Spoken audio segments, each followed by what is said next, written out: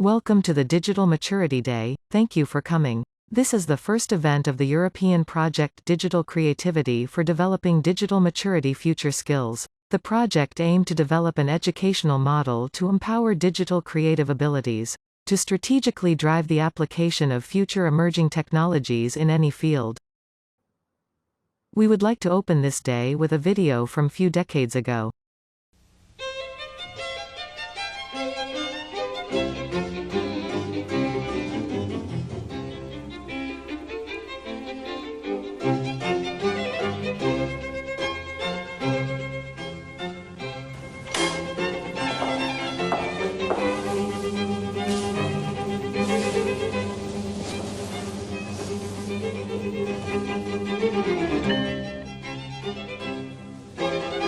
You have 3 messages.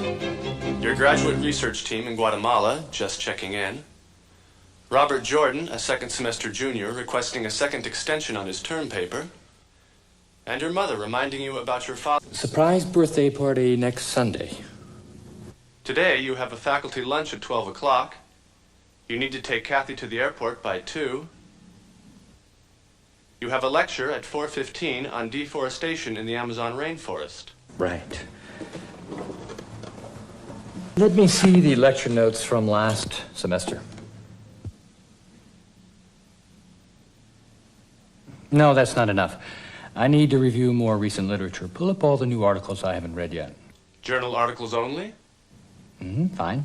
Your friend Jill Gilbert has published an article about deforestation in the Amazon and its effects on rainfall in the sub-Sahara. It also covers drought's effect on food production in Africa and increasing imports of food. Contact Jill. I'm sorry, she's not available right now. I left a message that you had called. Okay.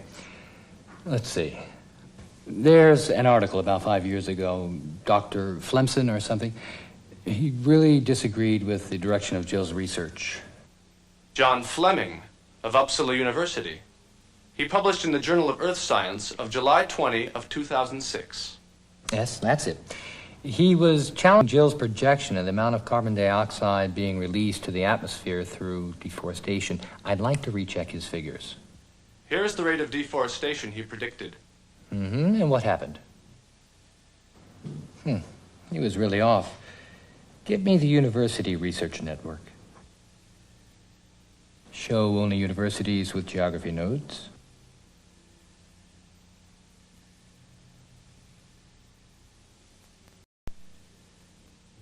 Show Brazil. Copy the last 30 years at this location at 1-month intervals. Excuse me, Jill Gilbert is calling back. Great. Put her through. Hi, Mike. What's up? Jill, thanks for getting back to me. Well, I guess that new grant of yours hasn't dampened your literary abilities. Rumor has it that you've just put out the definitive article on deforestation. Aha. Is this one of your typical last-minute panics for lecture material? It would be great if you were available to make a few comments. Nothing formal. After my talk, you would come up on the big screen, discuss your article, and then answer some questions from the class. You know, I have a simulation that shows the spread of the Sahara over the last 20 years. Here, let me show you.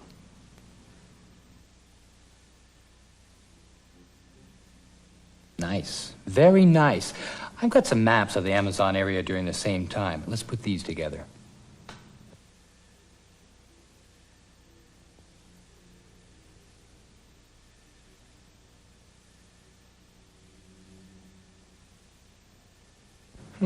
Interesting. I can definitely use this. Thanks for your time, Jill. I really appreciate it. No problem.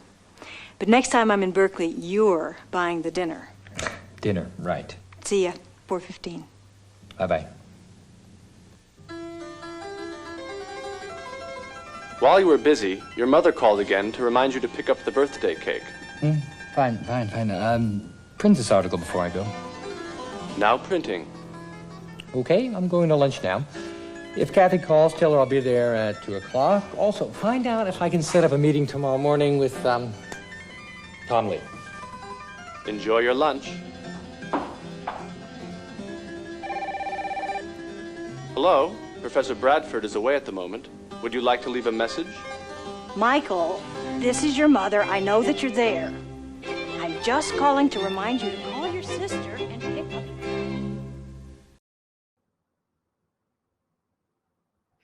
Thank you so much. Alisa is very intelligent. So thank you for opening this Digital Maturity Day. We decided to share this video in order to bring you, to immerse you in our concept of digital maturity or digital transformation. This was, oh, it's quite like me. I chose this. Laura said me, take off your glasses, so it's quite similar to you. I don't know why, but okay. You see that we are using digital artificial intelligence, so we bring you in our concept of digital maturity. We decided to share this amazing video to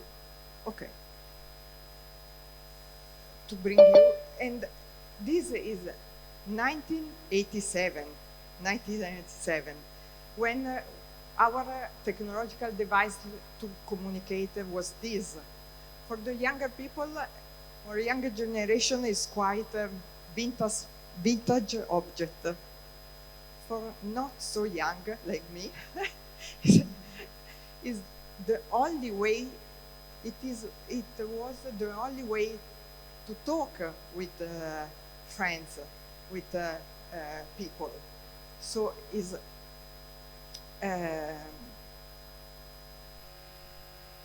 very. The professor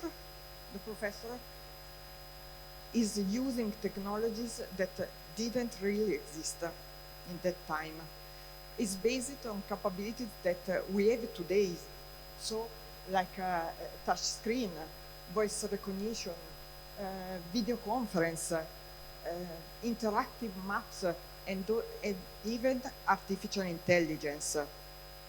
The video gave an idea of how things will be like in the future. So, does the video show technical or creative skills? What do you think about this?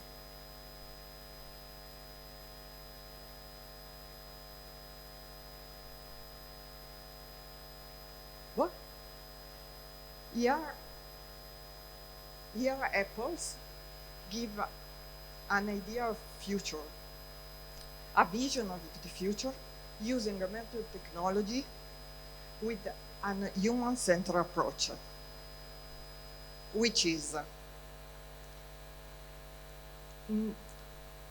knowing people needs, knowing the potential of technologies, and applying a future-oriented mindset. So, from our point of view, these are creative abilities to face the ongoing digital transformation, useful to face the ongoing digital transformation. We call them, in our project, digital creative abilities, DCAs, that include, first, disciplinary knowledge and design process. Second, skills, such as cognitive, emotional, and social skills. And then attitudes and values that guide how to apply knowledge and skills for used at personal, local, and social scales, social level. So, companies need talents with DCAs to drive the ongoing, the ever-changing digital scenario. We must, as a researcher, as educator, we must update our educational model to train the require skills to students in order to face this changing phase, and they have to address this digital changing and the future challenges, also both in social and environmental. So, for this reason, we are working on them, on DCAs, in our project DC for DM, and we are here today to speak of them with our experts. And okay, in each roundtable, we will explore topics about the skills and mindset useful to understand the technological potential and how to apply them to design solutions. And then we will discuss also about a human-centered approach, ethical and in an ethical and sustainable way. And last, we will also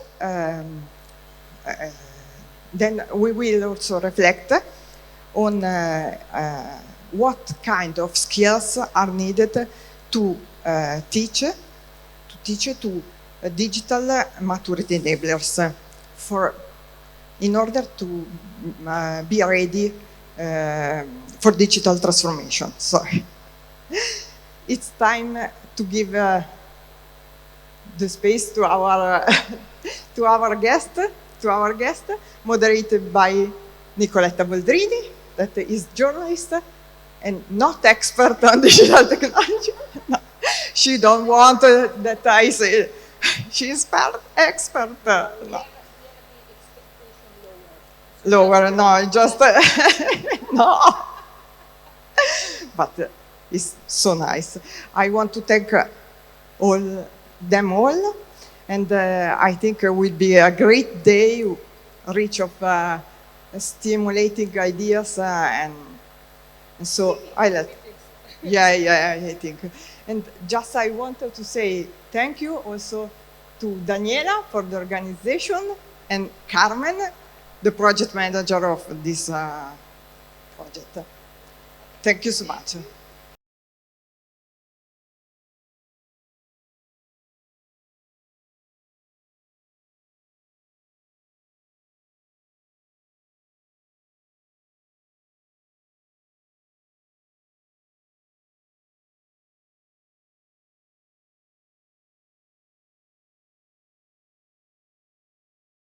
So, Marco Taish, Giuliana Iannacone, come on, please.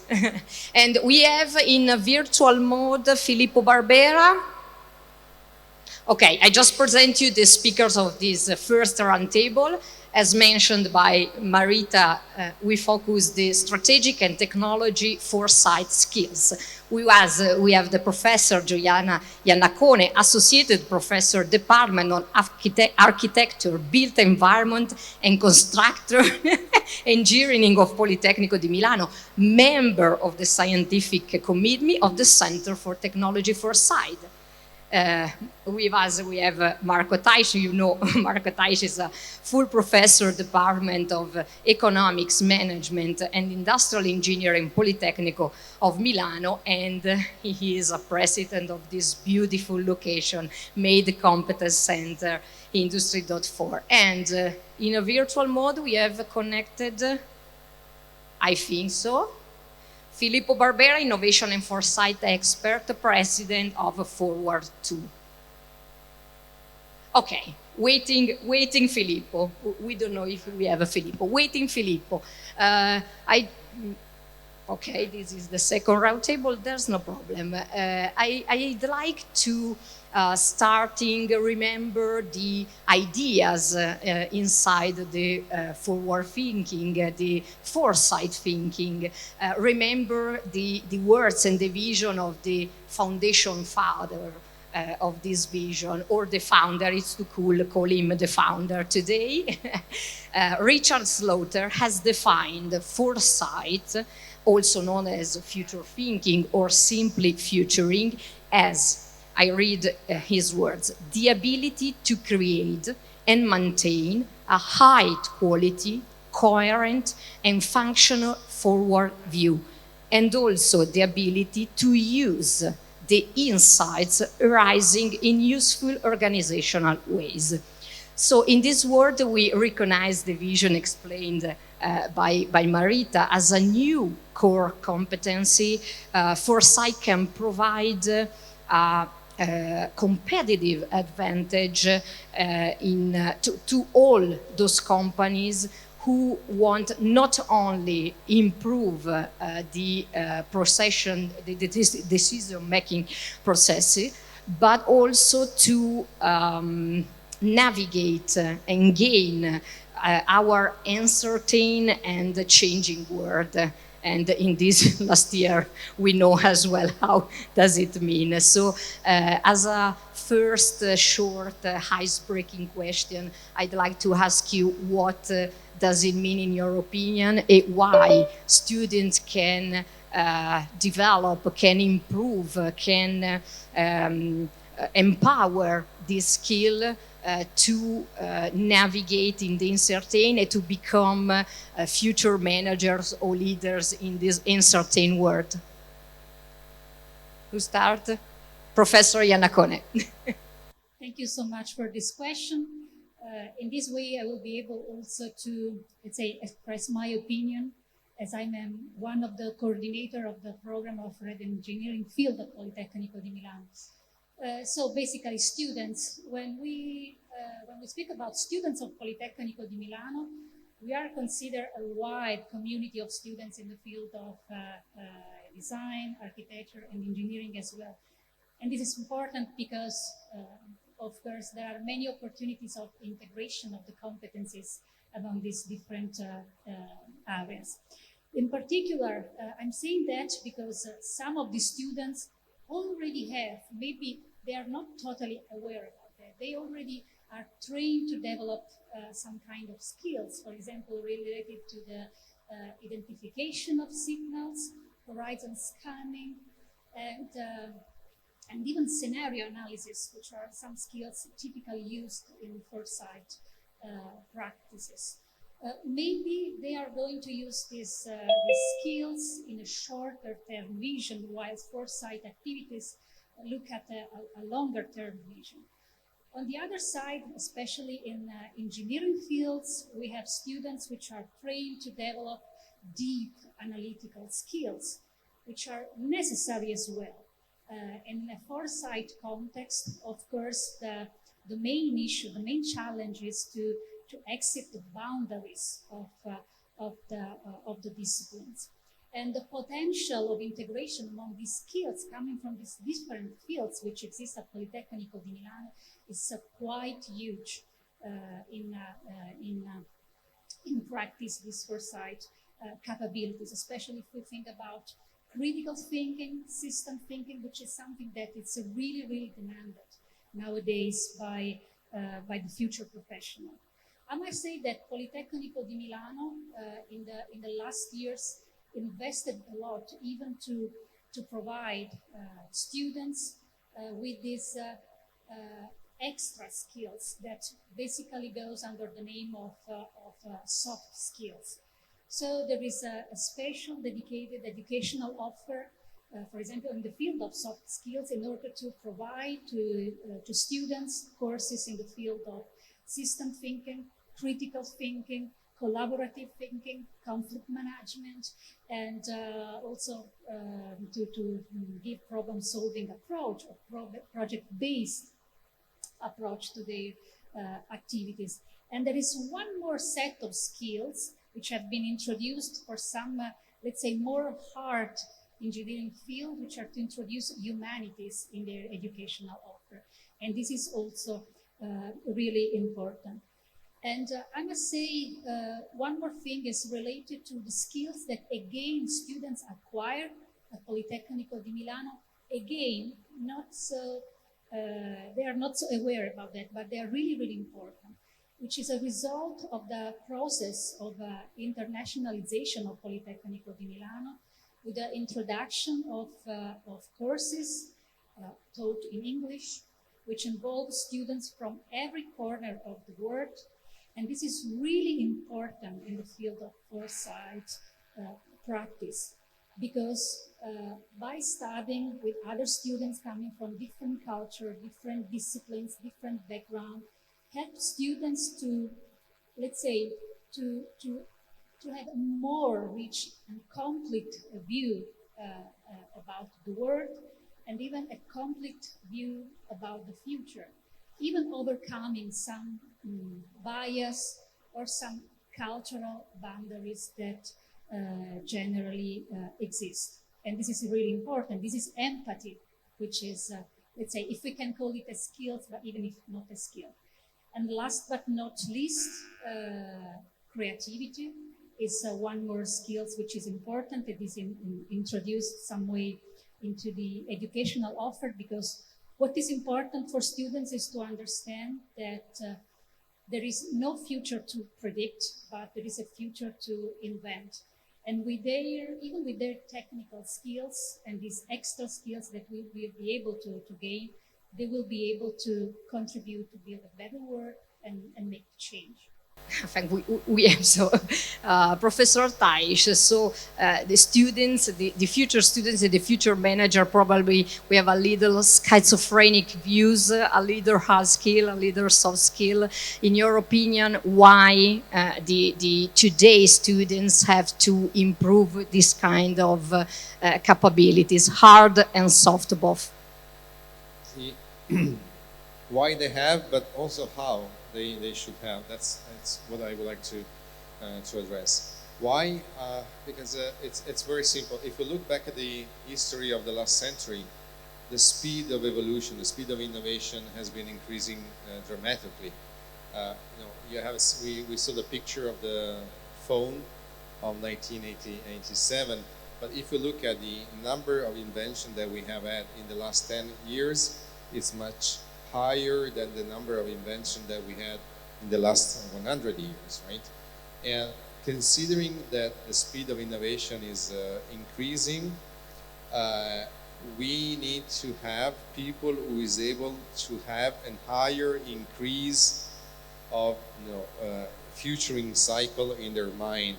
Otherwise, the risk is that the innovation is going faster than the ability to people to keep the pace of the innovation itself, and therefore the company for which this people is working for will be limited in following the innovation by the people itself.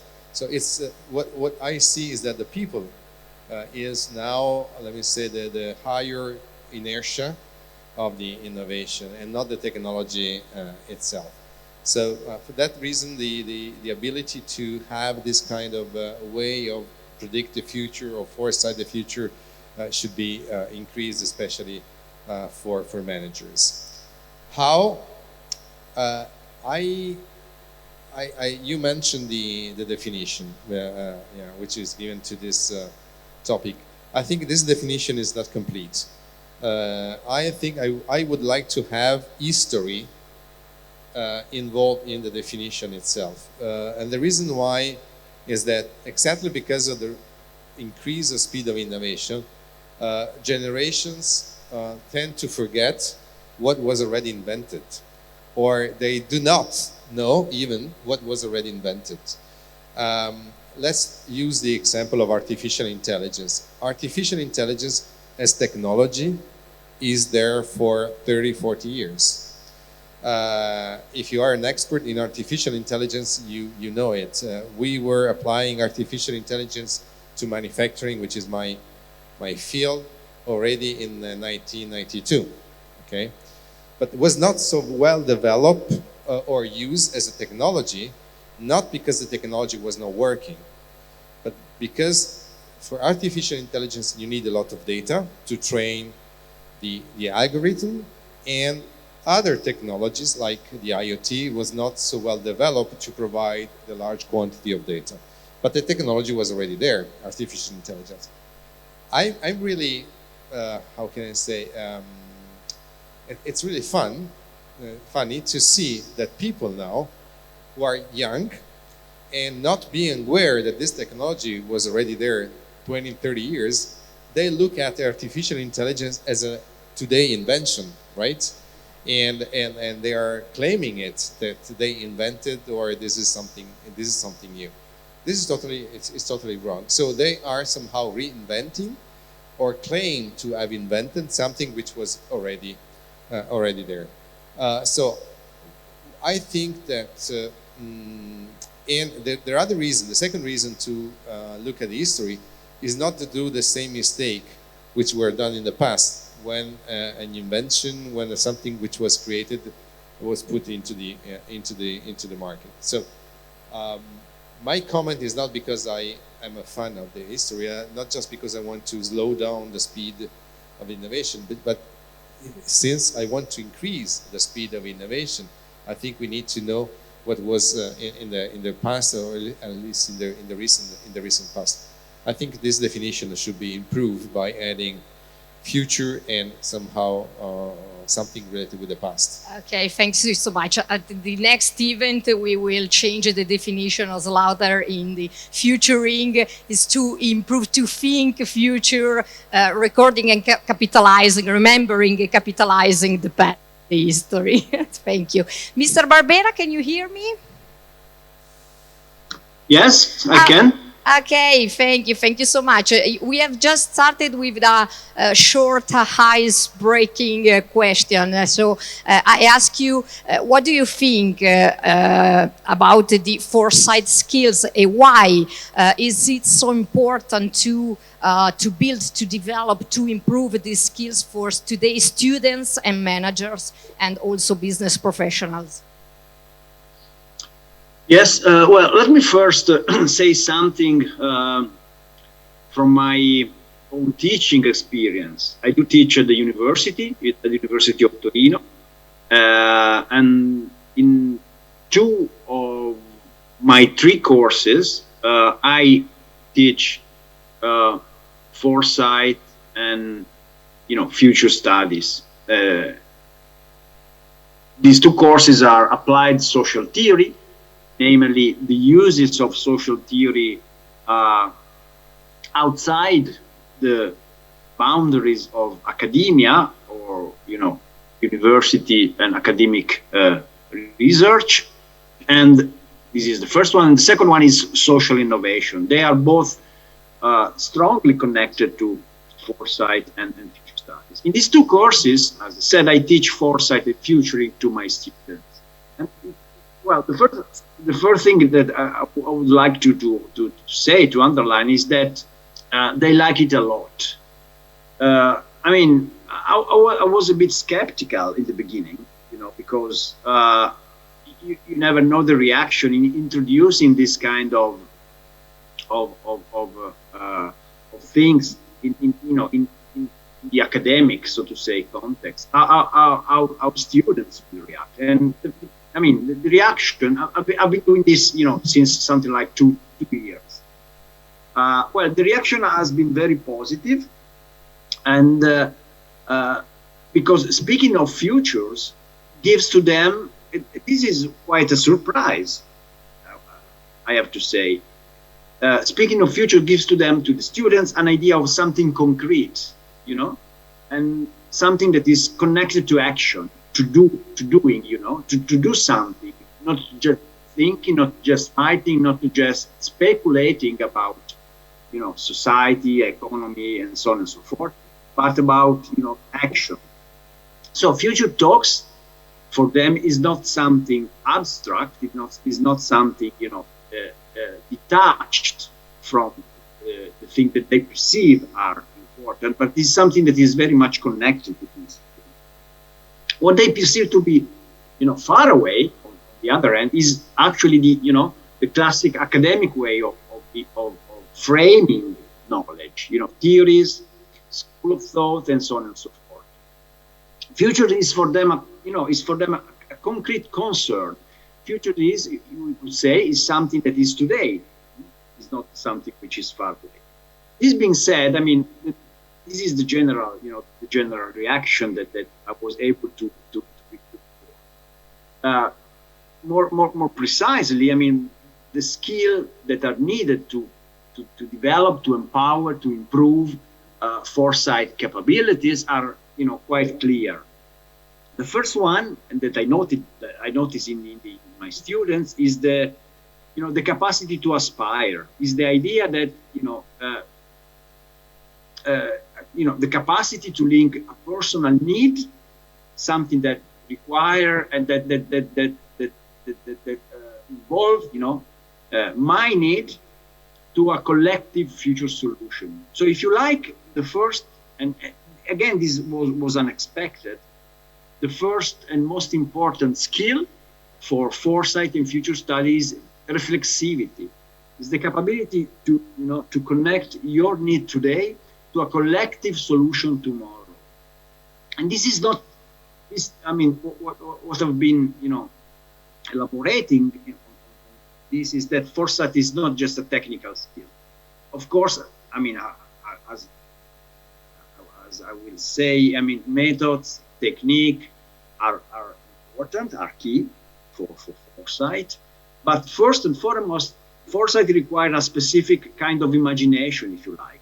The capability to connect the level of, myself today, my needs today, my unmet needs today, if you like, the level of we tomorrow.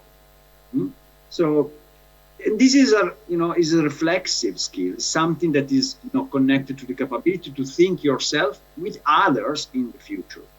Okay. Okay. So this would be my take on.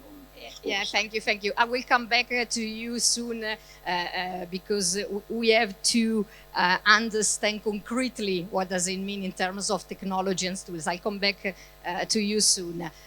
Professor Iannacone, I'll come back to you. Politecnico of Milano has set up a center for technology foresight to provide insights and support medium to long-term research to its researchers, but also to the professional and the managers that work with the Center of Technology. Can you explain what this is and how students can benefit it? The Center for Technology Foresight at Politecnico di Milano has been recently established, but let's say is the outcome of a longer process. Started with the idea of systematize the spread different competences existing within Politecnico di Milano, and together with the competences and the skills of the network of academic and industrial partners at national and international level. And this is part, as I told, as a longer process, which belongs to what is called the third mission of the university. So to be a university open to the society and the civil society and the public institution and industries and entrepreneurs and so on.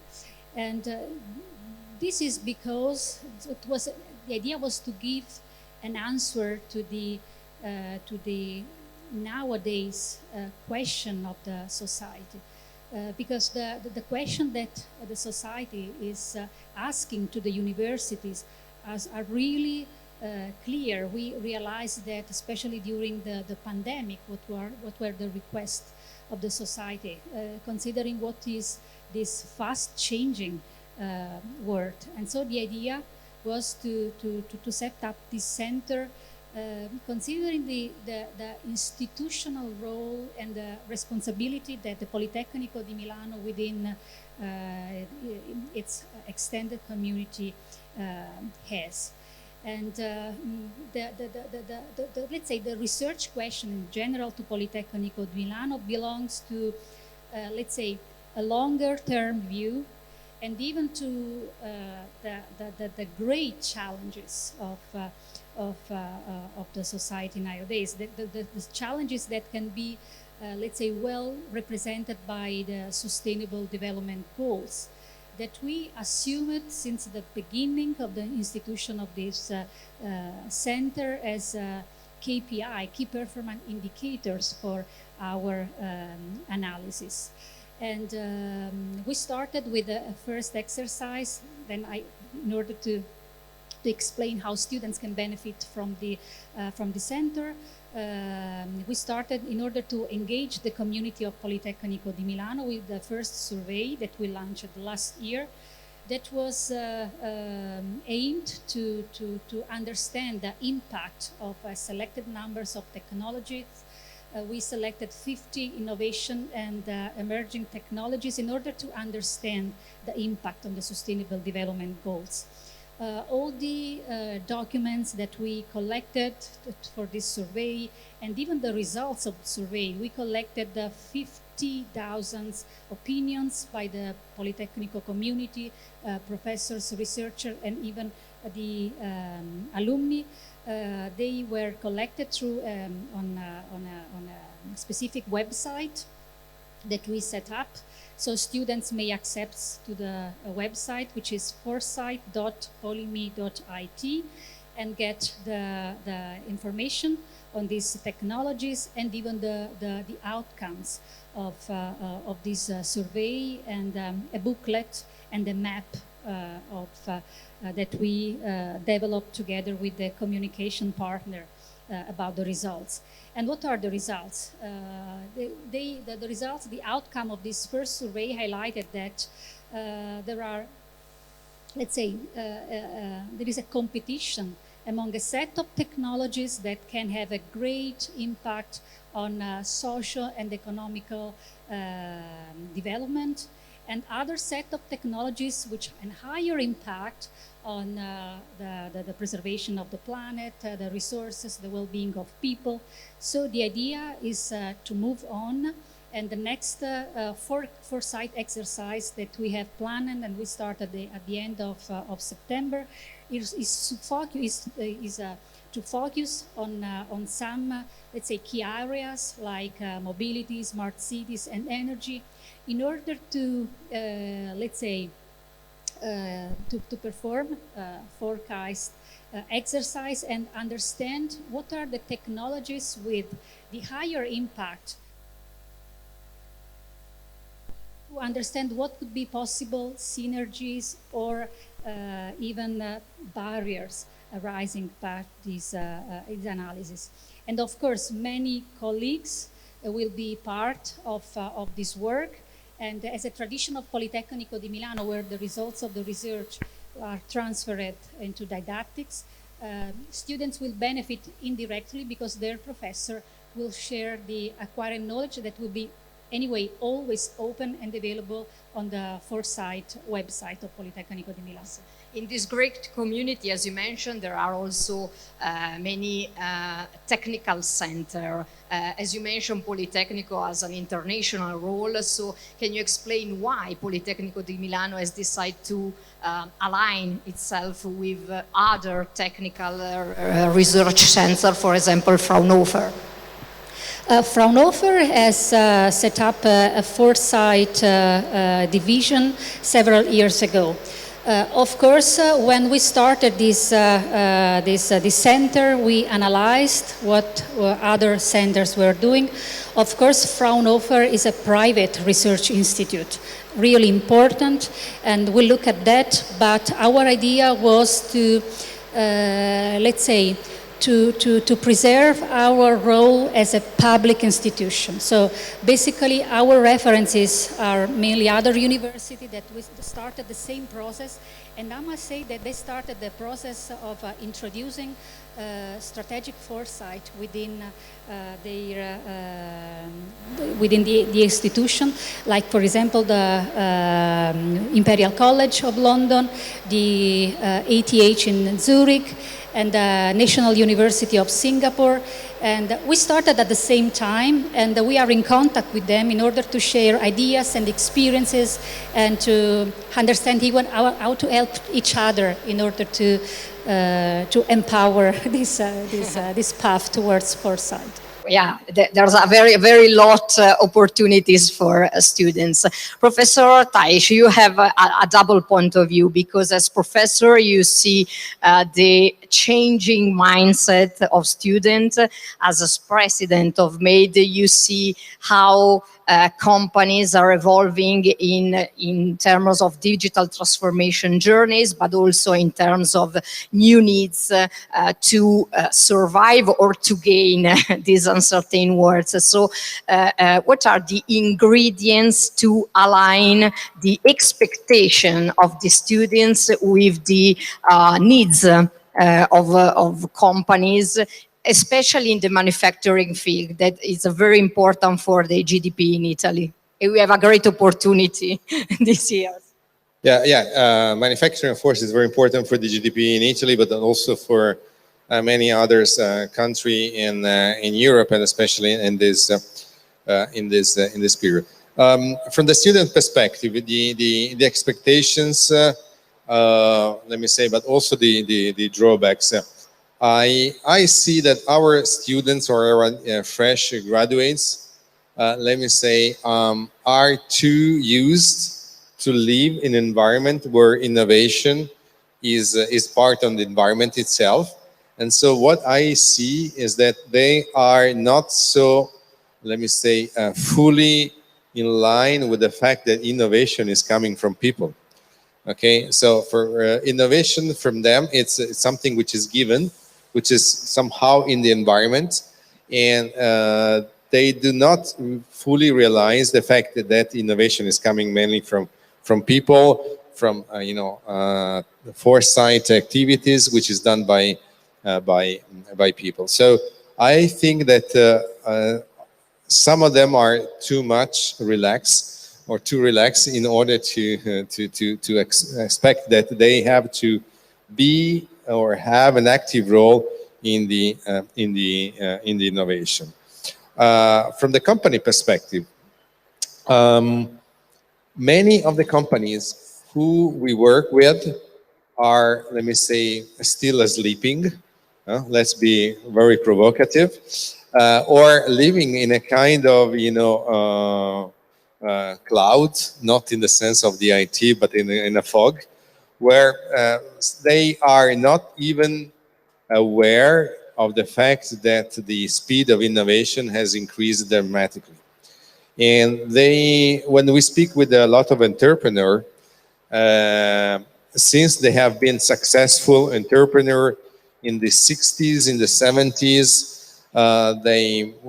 their answer is, we did this for many years, we have been a successful company, why should we change, right? And therefore, this ignorance of what is happening today in the market, I think it's really putting them in a threatening situation. What I see is not the fact that they are not willing to invest. What I see is that they are not even aware that they have to invest due to the fact that the outside environment is changing too fast. The reason is also related to the fact that the way of changing is different from the previous one. Let's take the example of mechatronic, and we have here, a very good example. A lot of entrepreneurs, especially in Italy, they have grown in the mechanical industries, where one, let's say, area of competences, area of technology was there, the mechanical engineering technologies. But the innovation is not coming from the mechanical area, it's coming from the digital area, which is the topic that we are discussing today, which is a totally different body of know-how, body of knowledge, right? And since this is not their core know-how, they are not aware what is happening, but also they are not able to understand what is happening. How many of you, and I expect that I'm talking to, let me say, trained and educated people, have understood cloud technology when it was first explained to you? I didn't, okay? When a guy approached me and say, hey, Marco, you know that your emails, your inbox can be somewhere on another server and you can have access to the email from any devices. That's a new technology. I did not understand that because I was trained, I was used to have my emails on my computers. And when I had to go to the weekend, I was used to take my own laptop with me because my emails were in the memory of my laptop, not somewhere else. And I think I'm not, let me say, you know, I'm not trained a person. But if you teach or try to explain this to a 60, 70-year-old person or entrepreneur, she doesn't understand.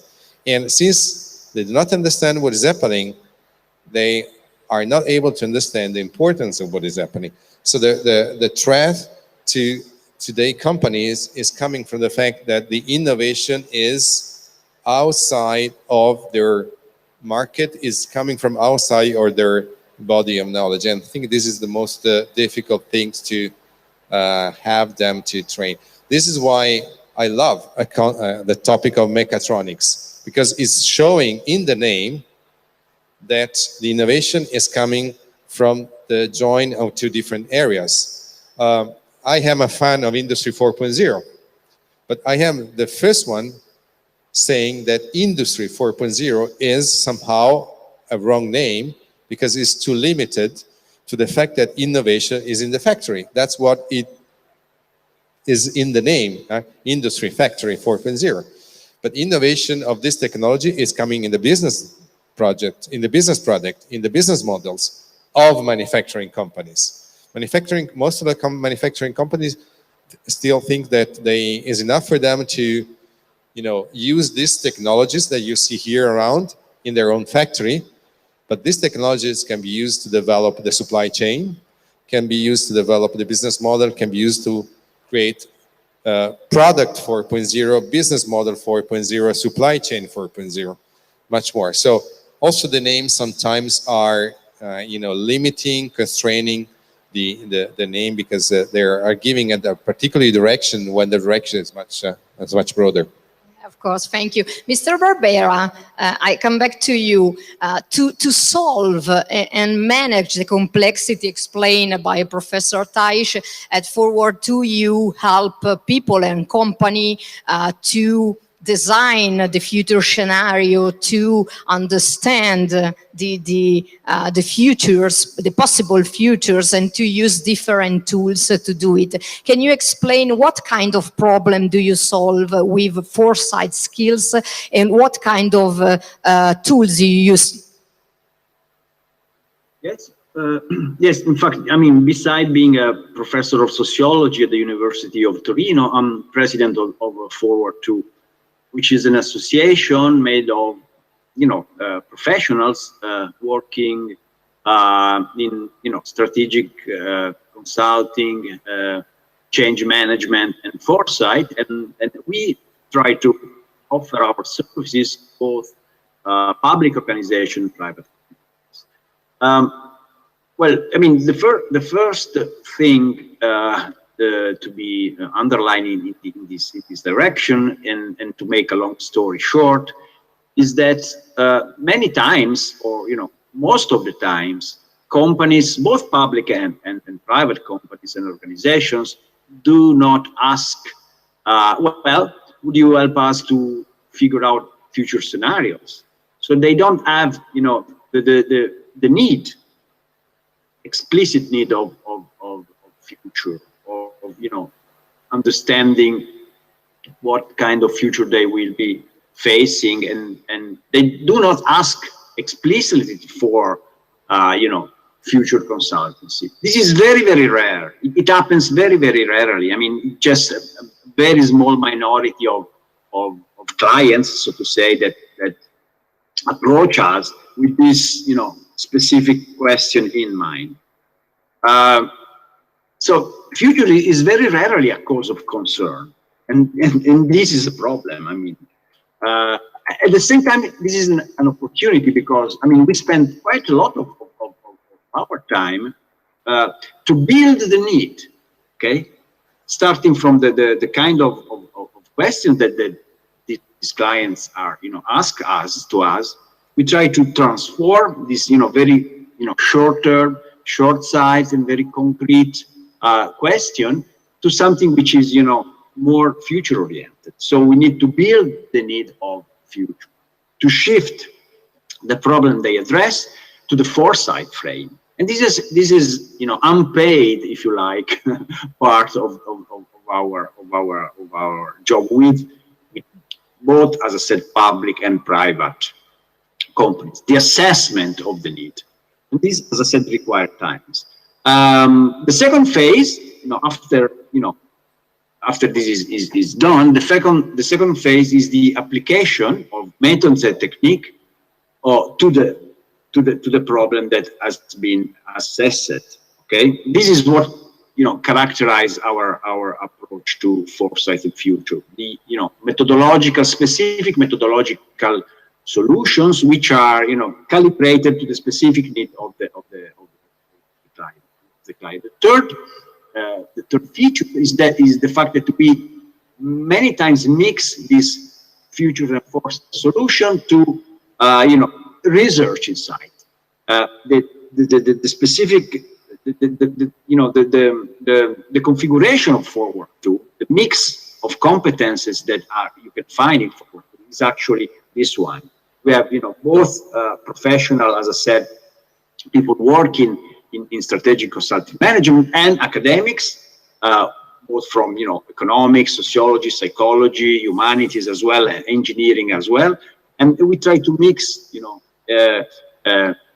insights from the academic field with the methodological solution which are offered by Foresight in Future. Okay, thank you so much. Thank you for your contribution.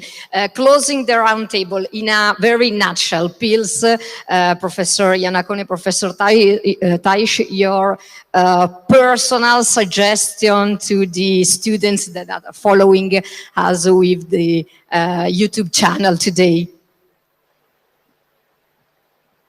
Okay, it's always difficult for me to speak fast when I speak English, because in Italian I'm really good about that, not in English. But anyway, definitely students, by acquiring these forecast skills, they will be able to acquire even, let's say, a positive and optimistic attitude towards the future. And this is really, really important in order to, because they have to understand that even with their specialistic skills and competencies, they can contribute to build a future better world. What is important for the students is to understand that maybe the world in the future, when they will practice as a future professional, may be different from the world that we know now. So they should be open to better understand the phenomena and even offer different solutions by using knowledge, methodologies, tools coming from different areas and disciplines, even so far from the one typically, let's say, associated to some specific field. And this is really important. They have to be adaptive, even overcoming some rigidities and simplification that we as a teacher introduce sometimes for, let's say, teaching and didactic purposes. And last but not least, always in every film, always think about what is the final aim of your activity as a future professional. You will be, in this case, engineers, but designers or architects, all the students of Politecnico di Milano. With their competencies and skills, they will have to contribute to build, invent, create new artifacts, tools, knowledge, and they will be necessary in order to improve the quality of our life, to improve to preserve the planet and its ecosystems, because they are core values of the society nowadays. And they will be more and more core values of the society of tomorrow, because without preserving this value, there is no thought about the future that makes sense. So, Professor Taish. Yes, engineering in the broader sense, so including, of course, industrial design, architecture, is the art of designing and creating the future. So I think that our students should not be ashamed or feel, I'll say, uncomfortable in designing their own future. So the future is in their own hand. They should take an active role in this perspective. Thank you. Mr. Barbera, rapidly, your appeals to students? Yes, well, 3 tips. The first one is be engaged. Future is a collective concern. The second one is read widely. Foresight skills needs interdisciplinarity. And the third one is be technically skilled. Offer solutions that are grounded in methods. These are my 2 tips. Okay, thank you so much. Thank you to all these great panelists. Thank you so much. Just a few seconds that we change for the second roundtable to sanitizing the microphones and seats. A few seconds. Thank you. Thank you, bye. So let's start with the second roundtable. Welcome to our panelists. Roberta Anelli, Innovation Manager at New Ventures at PwC Italy. Paolo Sbuttoni, Creative Thinking Coach and Marketing and Communication of Rold. Matteo Losi, Head of Pre-Sale Architect and Innovation, SAP EMEA South. In this roundtable, we analyze the people empowerment for digital transformation journeys of company. It's a very interesting topic because there are many small and medium business in Italy that are facing these challenges, not only in uncertain words as mentioned in the first roundtable, but also to restart in a new growing economy in Italy. So the question one for everyone is referred to the C4DM model presented this morning by Professor Canina. We saw that creative skills are very important to face on these challenges, to catch up the new opportunities, and these creative skills are focusing on different pillars: cognitive, cross-functional team, digital, strategic vision. So in your opinion, which kind of these pillars are the most important? Why? And in the company challenges, what are the specific skill, both technical and soft skill, to gain this opportunity? Roberta, we start with you. Thank you.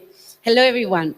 So in order to answer to your question, I would like to start by analyzing the definition of creativity, which is something that also, if we take a look at the various scientific contribution of the subject, it's something that it's like evolving towards a more social and collective dimension. It's not just an individual thing. Also, talent is not just an inspiration coming from somewhere, and so we can train talent, we can develop new skills, and we can develop creativity as well as a social and collective dimension. So I think that the most important things when we speak about creativity is just analyzing relationship with everything is taking place. It's like a society, companies like a cities where people just are acting as a citizen. They have relationships where they are just having like cross-contamination with different ideas, different like realities, different backgrounds. And I'm saying like that because I would like to share my experience, because I'm a sociologist and criminologist, which is like a really strange background. If you think a consulting company, it's such like really strange. But yes, I really found really interesting to work with people with a different background, with different ideas. And also when we work with companies, we try to start by creating an innovation ecosystem.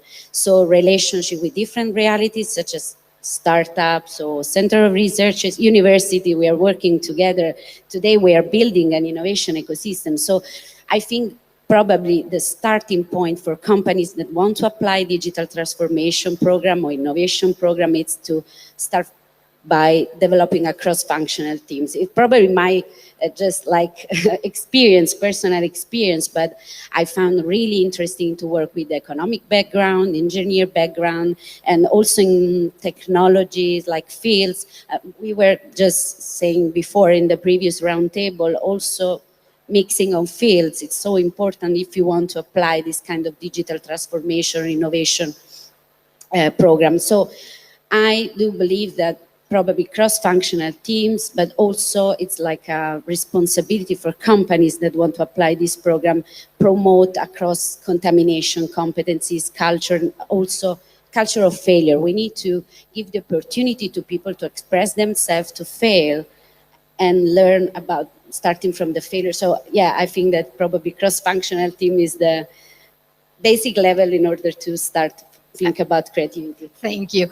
Paolo, you have a creative thinking coach. So does mean for you creativity and how you can translate the creativity into digital transformation processes in companies? Thank you. Creativity is like digital. I mean, it's a tool. And we can use them, we can learn them, we can practice it, and make people aware of something much more powerful in them. So let's think about creativity as just a tool, like the computer, and how digital can help us. Why not? I mean, this is how we will use it, how we will, starting from applying it in everyday world and our life. As I work with in an SME, I'm working in marketing and advertising because my background is advertising. So let's think, or let's pretend I'm a creative. Not at all. By the way, it's how we can cross-pollinate, people that are working with machines, with those kind of thinking. But it's not so different. I mean, we all solve problems, and creativity is a tool helping people to solve problems. And you know what?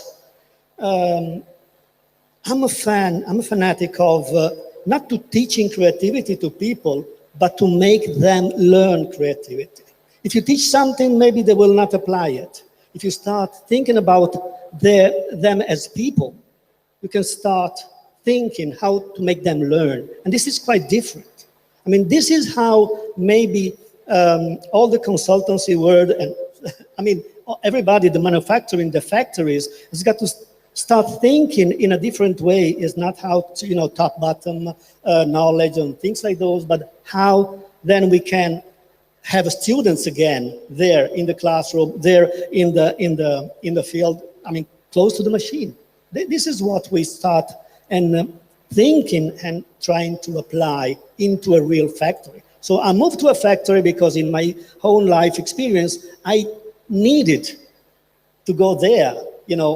I mean, everything is like producing something. You produce idea, you produce components for major appliances like we are doing now. By the way, people are people. People who are working with this then need to be aware of what's going on inside their thinking. So this is not philosophy. It's that translating thinking into actions. And this is how we are trying to manage this. This is innovation in a factory. Matteo, you are an innovation manager in SAP. You and your team support companies to start and to improve innovation pathways. So does mean creativity for you, and what are the skills most important in the functional team? Yeah, first of all, I want to thank you, Politecnico di Milan, to invite me. It's the first live event with people in front of me, so I'm a little bit of emotion after, 2 years, 1.5, almost 2 years that we were completely, at least from SAP perspective, lockdown. So, and it's a privilege also to talk to you about such a complex topic like creativity and innovation.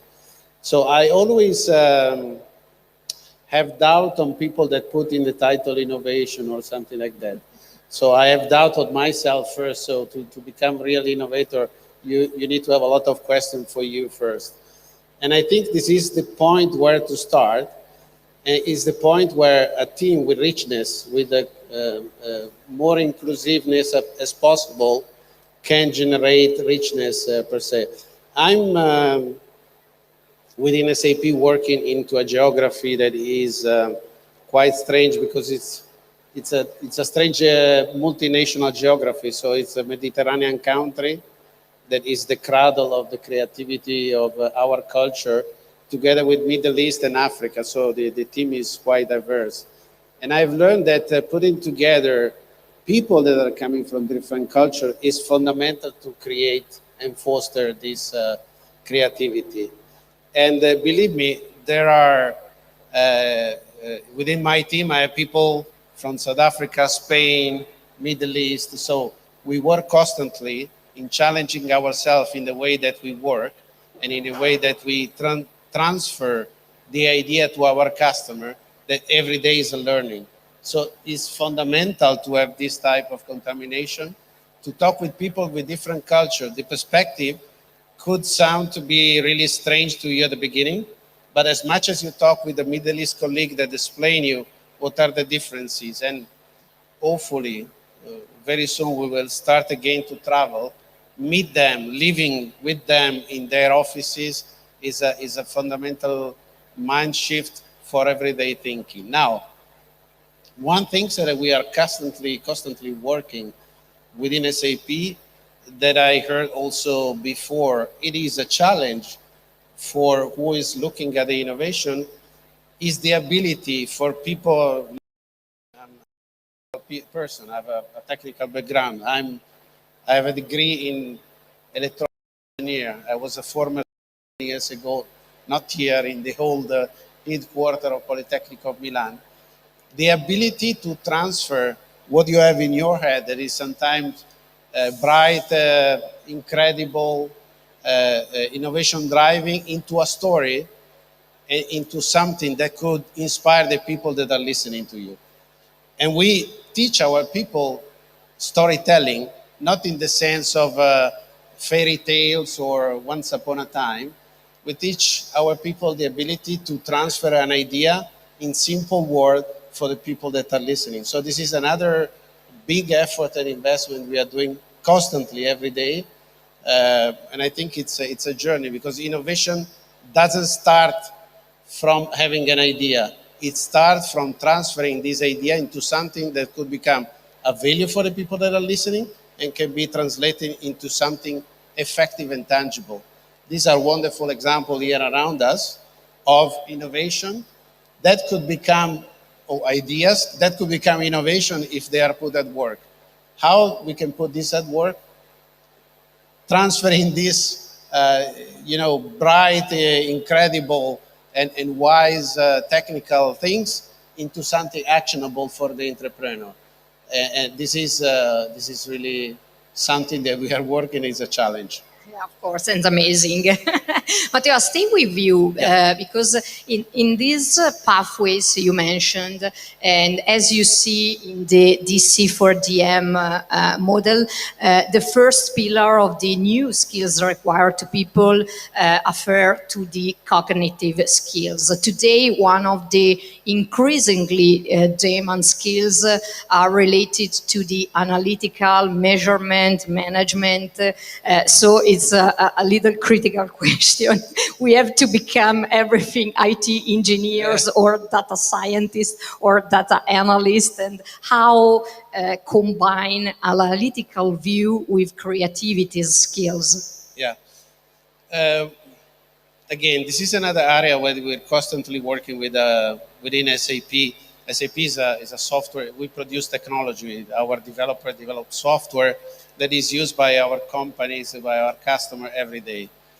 So one thing that makes the difference in a way that we transfer the value to our customer is the ability of the people not just to understand the data or whatever it will come in the future that can be a driver for the innovation or transformation. Is not just the technical part, but is the ability of the people that are living this technical innovation into transfer into a business value. We call it business domain knowledge, and we push it in SAP. We are also going industry by industry. We call it industry business domain knowledge.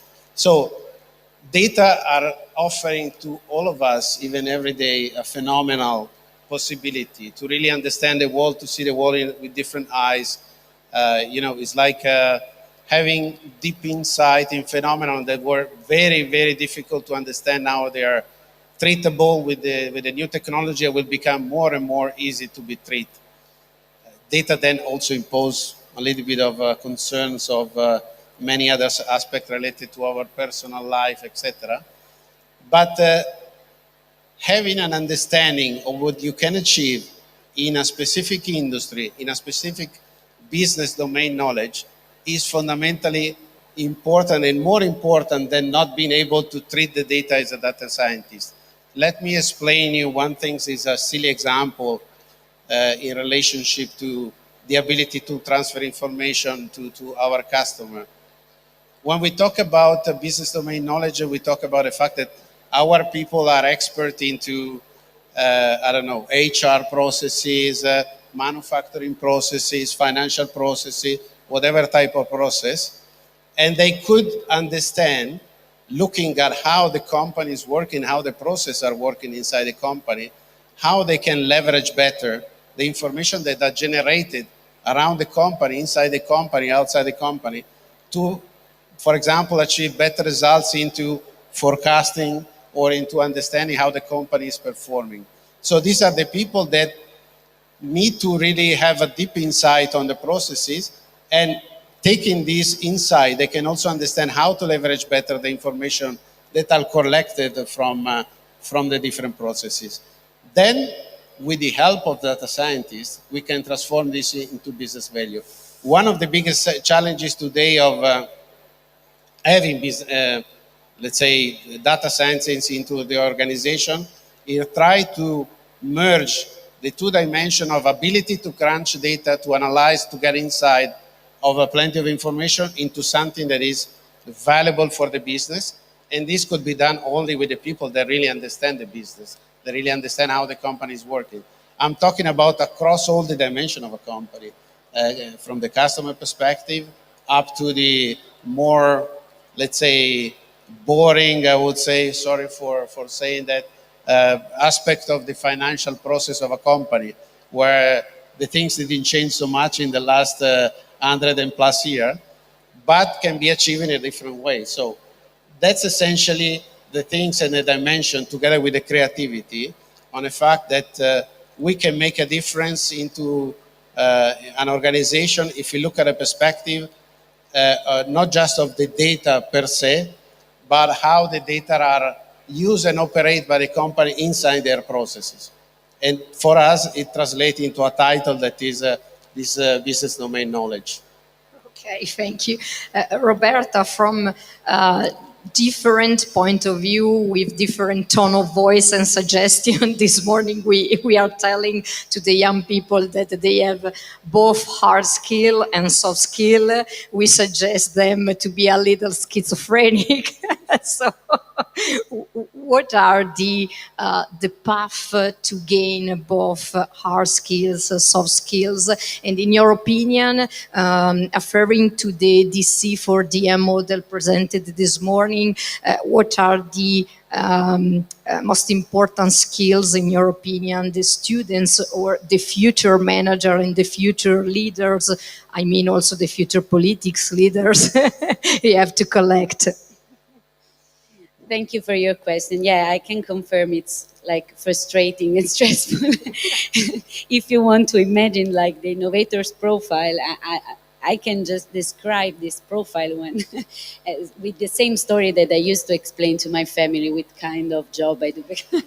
I just like explaining that I'm half human, but half technologies. I'm always like on social media, I'm always exploring new trends, new technology, try to study them and apply into different fields, because we work with different companies coming from different industries. So we need to constantly looking at the new trends, new startups, new center of research. So probably curiosity is one of the most important like skills in terms of soft skills. But you need to be rational, half rational, half artist, because you need to be creative, you need to think about new, innovative things, try to apply them. It's not just about ideation, but it's always about always develop something new technologies, new products or whatever.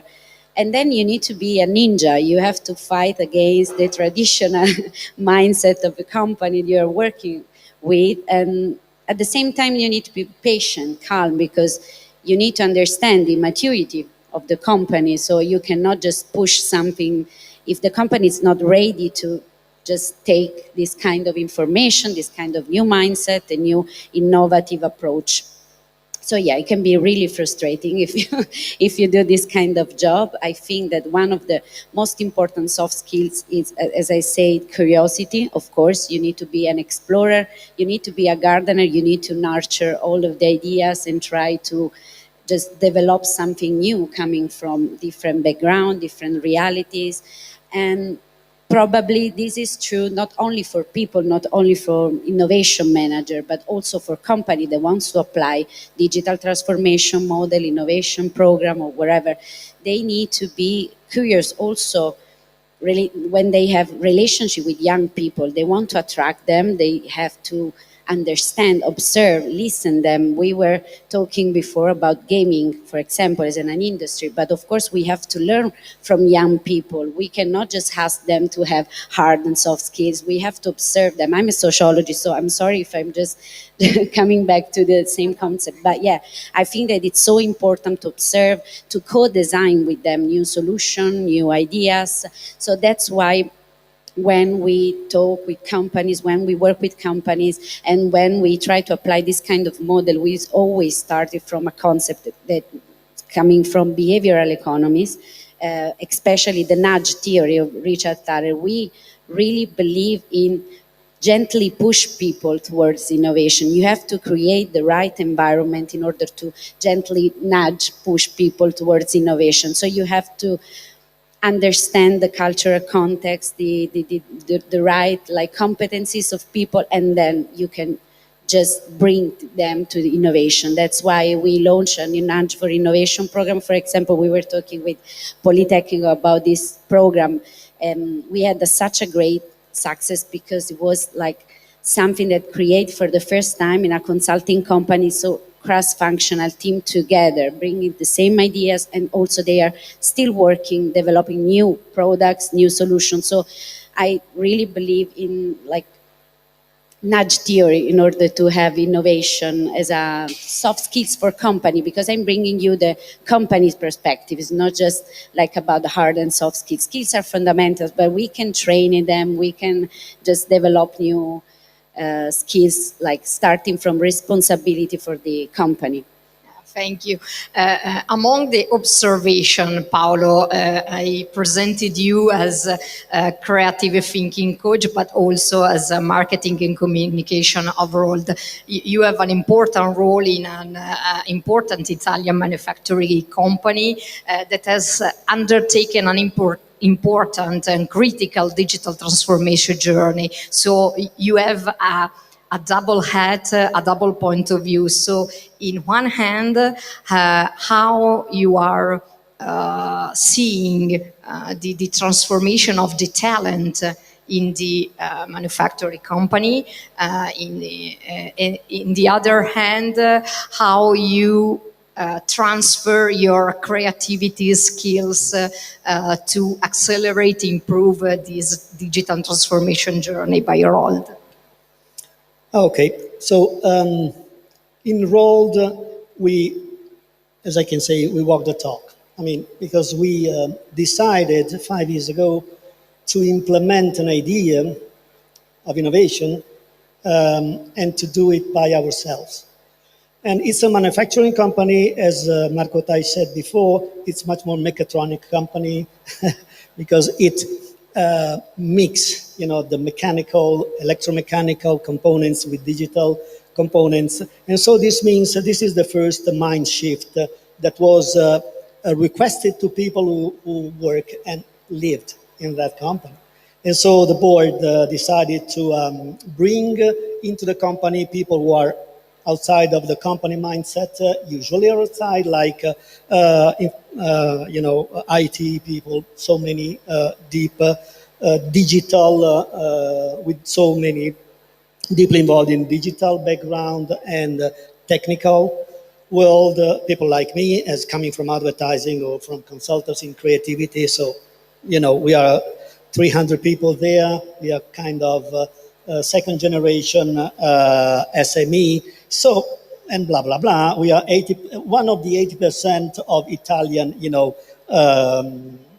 producing, the producing and manufacturing factory. So, ideas was to start, not to start to make people understand what lean manufacturing was.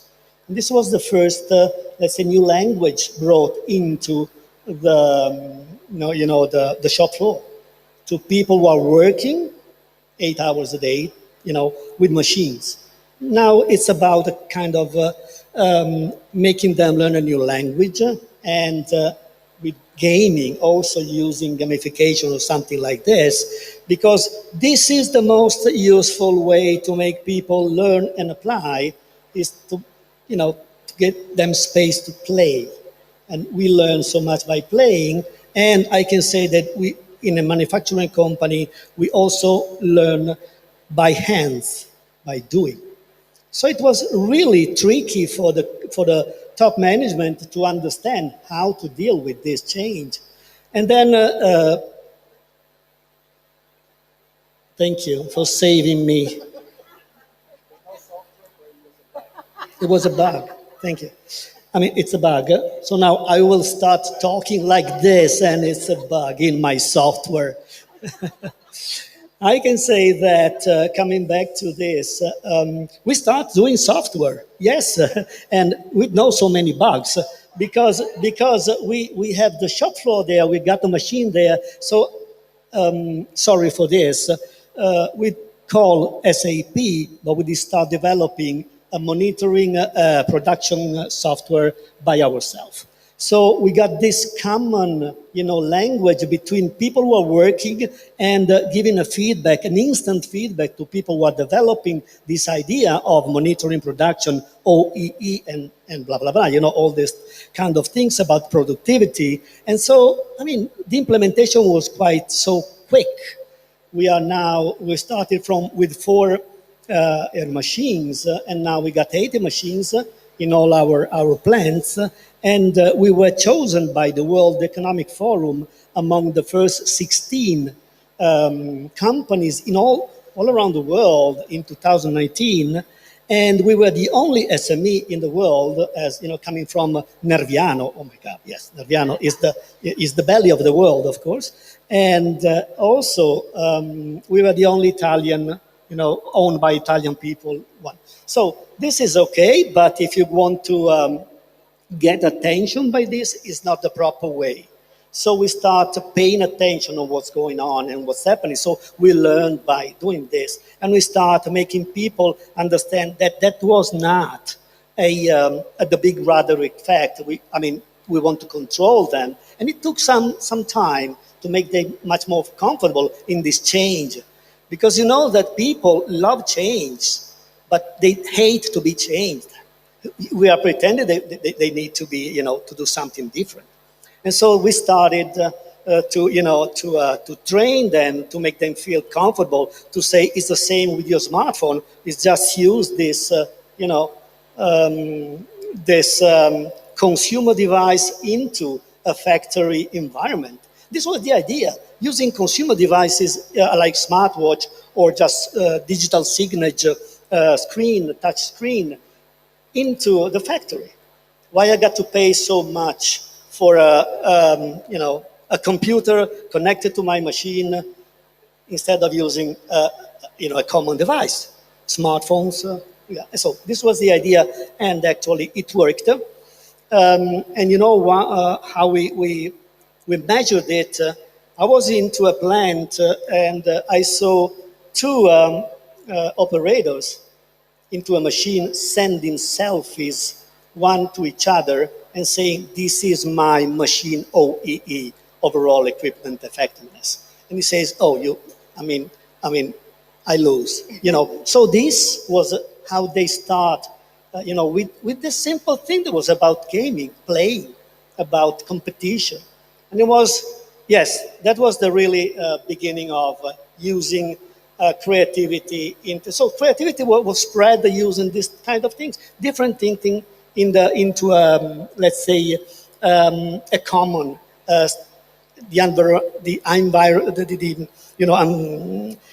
manufacturing environment. So no, let me do a little extra program in this roundtable, because you mentioned with different point of view the importance of the technologies. So it's important to have creativity. In this creativity view, I think it's very important to understand and to know the emerging technology and their impact, not only for the strategic processing in company, but also of the human-centered, as mentioned by Professor Canina, the human-centered potential in emerging technologies.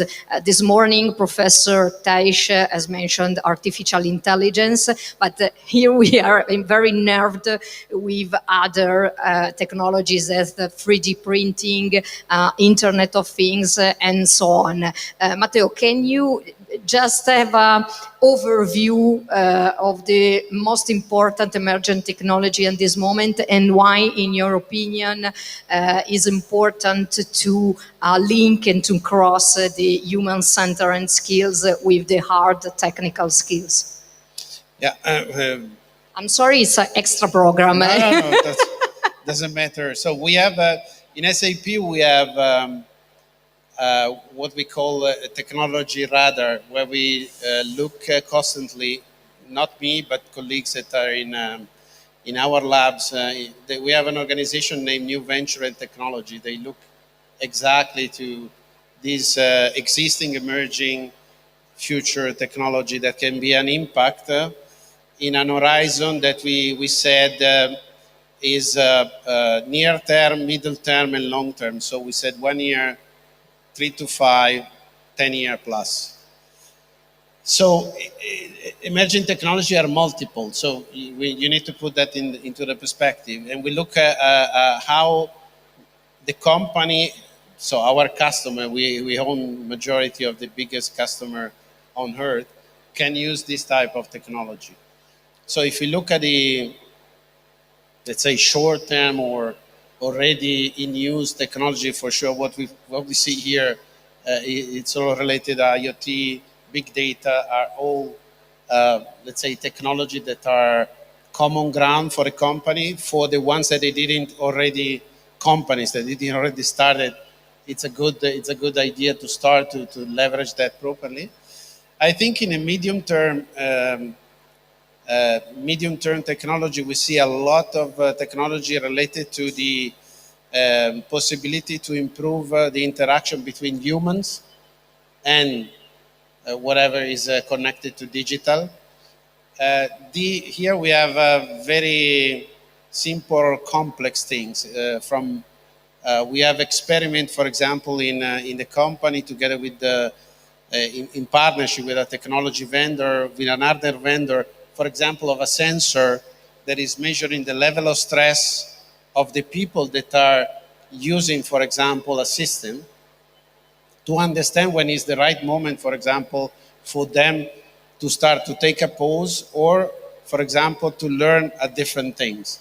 I think if you look at these very important and relevant emerging technology, again, every technology has got a side effect, because if you measure brainwave of stress, or you can elaborate on a emotional situation of an individual from technology perspective, you can do other nasty things on us, so that's but the technology is going in that direction. And then I think is the longest term, and let's say in terms of our perspective, we look at the third revolution from quantum.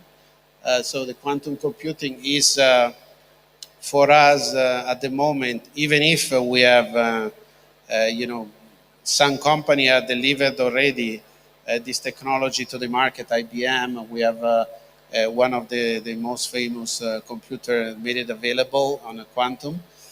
But it will become for sure something that is a groundbreaker. It is already in a certain sense because quantum technology was split into different type of, let's say, solution. If you look at quantum cryptography, it's very near. If you look at a utilization of quantum computing on a larger scale, it's maybe will come and will take some years again to stabilize the technology and to prove the technology is also working. So if you look from this perspective, technology is making huge progress and will offer for sure availability that were unthinkable before. For certain things, even in a shorter time that the people expect to be. For example, quantum cryptography is it's very, very important to make our life safe because, without having encrypted data, we were all dead here because bank accounts, whatever personal data, a little bit of the safety net that we are around us will be destroyed quickly in the way that we're living. So we need to continuously to have a look on that. That's very important what Professor Taish said this morning, because every company, I would say, that is working technology should have their own observatory. I would say that the company that doesn't have the observatory can rely upon other observatory made for this place here is made for that, for the purpose, and it's absolutely important to take advantage and leverage this opportunity. Paolo, there is a research lab enrolled, so there is a very important observatory of the emergent technology. Can you explain how your researcher put creativity into technological development processes? Yeah, actually they are a cross-functional team because, the manager comes from Politecnico, from mechanical Politecnico, so he used trees, use creative problem solving, maybe design thinking. So using methodologies, now this is the first way in which you can gain innovation, achieve innovation through a process. And so this is not about letting people to rely just on their talents, but also into a real process, because creativity has got its own rules. And you can apply these rules. You can achieve different results. You can achieve innovation. And creativity is not something fuzzy or just bizarre. It's how we use these methodologies. We can find them also in Marita, Professor Canina methodology and ideas. By the way, our lab or the other research and development teams really use brainstorming, but proper brainstorming. I'm trying to inflate to them how to brainstorm properly, because it's not, also creativity has got rules, has got something that is effective if you apply it. It's not just going there, throwing ideas on the table and then that's it. No, I come back to how using ideas is how to implement them. And so also research and development has got to understand how they can sell. One of the best, personally, I think that one of the most intriguing and important skill is negotiation. How they can learn negotiation in order to sell their ideas and their processes into the company, unless they will not see the light. We are talking about how to sell, things inside to your customer. We got in the customers. We got to understand also in the research and development that you are a salesman. And creativity means it's not only being creative into having ideas, but also into selling them, into finding the right problem. This is creativity. Creativity maybe is misleading. There's a misleading if you think that creativity is just having ideas. Oh, sorry.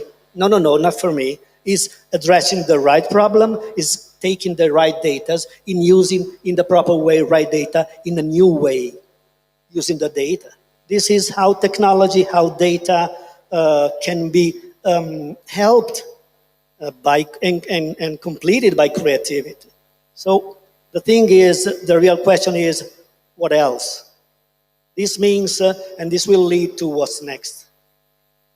Of course, Roberta, you suggest to all of us to be curious, but for example, to observe the emerging technologies and their impact on our society, on our future, on our economic, on our businesses, is really necessary to have a hard skill, a technical skill. So, as you mentioned, probably to solve the defeat between hard and soft is the cross-functional functional team is the solving problem.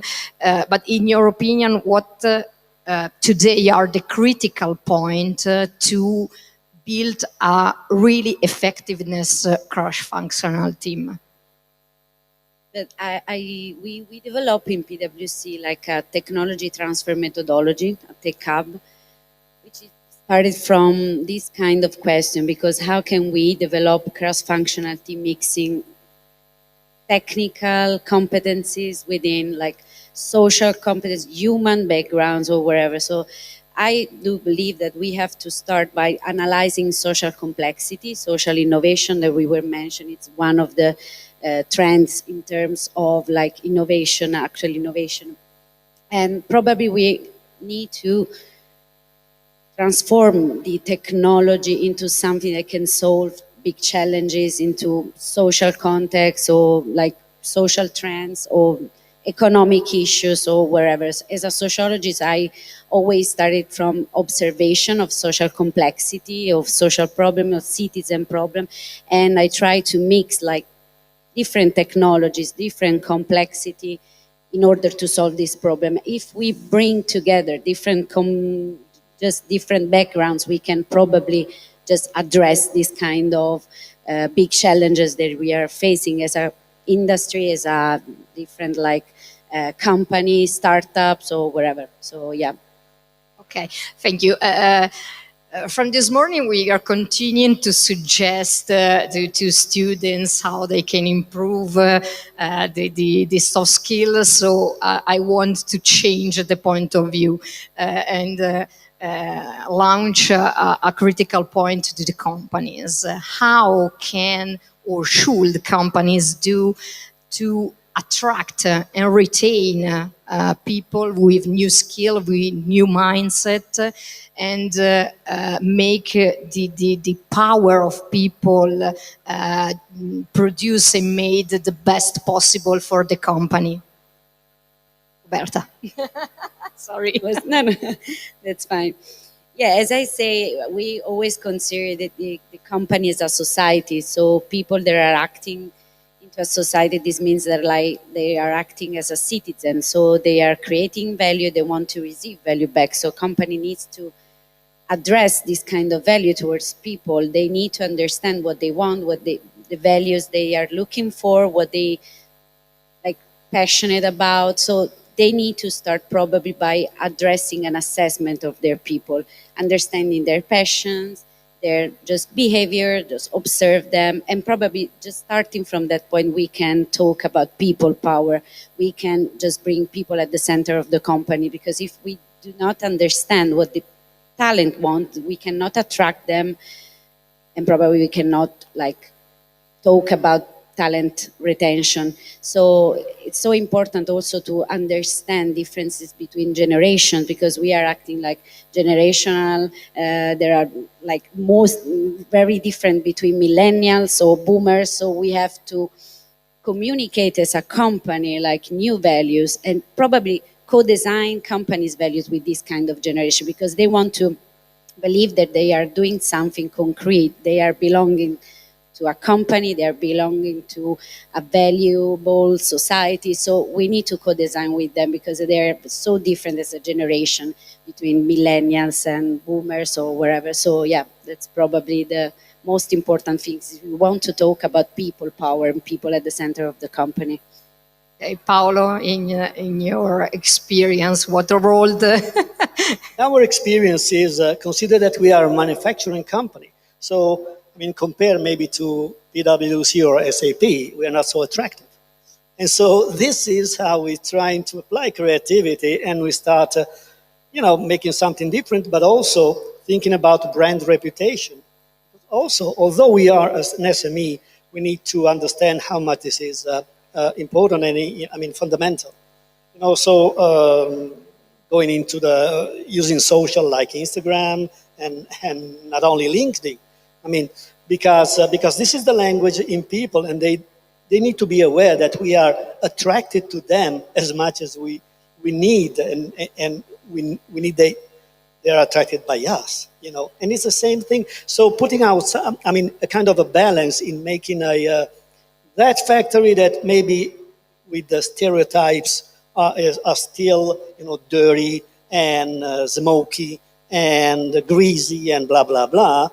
But we noticed that if we can attract them to spend maybe 2 hours in our shop floor, in the plants, they are, amazingly surprised on how different today is this. And so we need to start from the schools, from the second grade school, making them aware and understand that, also a manufacturing company is in the future, is something in which they can perform, they can be, let's say, they can be talented, and they can learn again.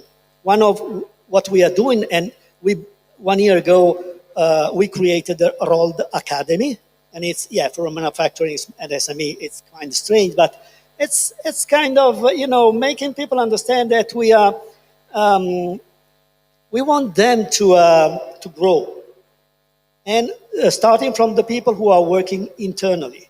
So this is the first, the purpose of Rolled Academy is to make people who are there for maybe from 20 years, they will grow again. We need, through Rolled Academy, to our, training programs, we are trying to, and through digital will allow these people to have more time to learn. This is what I think it's a place in which digital creativity can make us achieve great objectives because of people. And for the people, make them learn and trust again in a new person with new skills. It's not teaching, it's giving them the enough space and time to engage them into a new learning. This is for us, what we call upskilling. It's starting from people, starting from time. Thank you, Paolo. Matteo? The most difficult question. If I look at the perspective of what I see is, so young talent, we invest a lot in our company.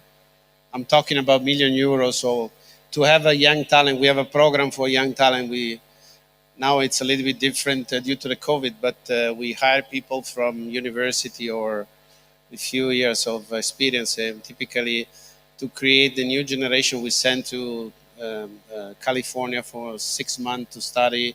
We keep them in incubation for other 6 months inside SAP to start to become and to enter into their role. So, in the problem of talent, I see clearly 2 stages. Attracting them, and okay, obviously the brand is important, but the most difficult part is to retain the people. So that's absolutely crucial. We have many people, we invest a lot in people, and it's a lot of money invested, and sometimes we see them going, even from after a few years that they stay in the company, and very talented young person. One of the things that I believe it's important for these young people to really understand, for them, not us to try to explain them, but for them, is understanding one word for me, it's synthesizing everything, the purpose. what am I doing here? What is my impact on my current role in my job? I'm doing the difference. I'm contributing to achieve something. I'm making a difference on the company, on the customer, on myself, etc., etc. So I think, yeah, I have a managerial role in my company. One of the most difficult things that I feel the pressure on is really when you have someone really young and demanding in your team, understanding together and spending time together to really understand the motivation, why the people are investing time to stay in the company, because it's their time to stay in the company. It's not the opposite, like maybe 40, 50 years ago, because today the world is full of opportunity. And for young people, it's very easy to change job, especially if they are very talented. And so the investment that we are doing in SAP, especially on a managerial level, is to really have the people align on identify always the best aspiration and inspire the people to do their job. This is my daily work.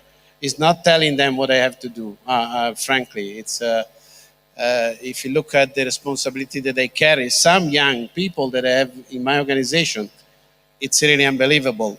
But why are they staying there? Because they see this as a responsibility. It's not just a job assigned to me.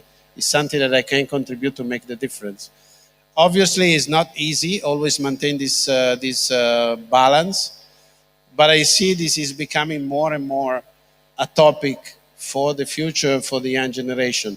Considering also, if you look at a digital skill, we have a shortage of knowledge and people with disability that is amazing. So as we move on into this world, I think has become more critical. So many times I think you have heard about the battle. The competition is a competition for the talent. It's not a competition because at the end, as you said, people are made in the company. It's not the company that is existing by itself. So in essence, again, purpose, it's a daily routine for me to really thinking together with these people to motivate them to pursue what they want to achieve and try to make it happen together. Thank you, Matteo. So summarizing this interesting roundtable, looking the digital transformation pathway for company, I understand the real power is closing in people, in the talent. So remarking the suggestion by Roberta, be curious. As you saw this morning with the model presented by Professor Canina, the digital creativity for digital maturity is a pathway not only for the digital transformation challenges, of course, but it's a pathway that all people, all company can start with different empowering scaling, for example, cognitive, as you mentioned, digital, of course, a new strategic vision and foresight skills, and also to be able to work in a heterogeneous and cross-functional team. I think this is the four real important pillars to define the own proper digital maturity. So thank you so much, Roberta. Thank you, Paolo. Thank you, Matteo. Now I have a little break for lunch, of course, and at 2 p.m. we have a trip here in the Made Competence Center, and we start at 5 p.m. with a third roundtable. Thank you so much.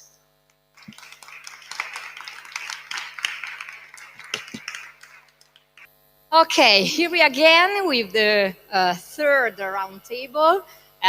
You see, eccolo qua. We see the one of our panelists. In this roundtable, we focus some important topics around the implication of digital transformation, especially digital ethics, social and cultural impact. It's very important we saw this morning in the uncertain world, in changing world we are living today, that it's very important to have hard skill and soft skill, and to understand the impact of technology on our future, on our social environment, on our economics impact, on our government and politics, of course.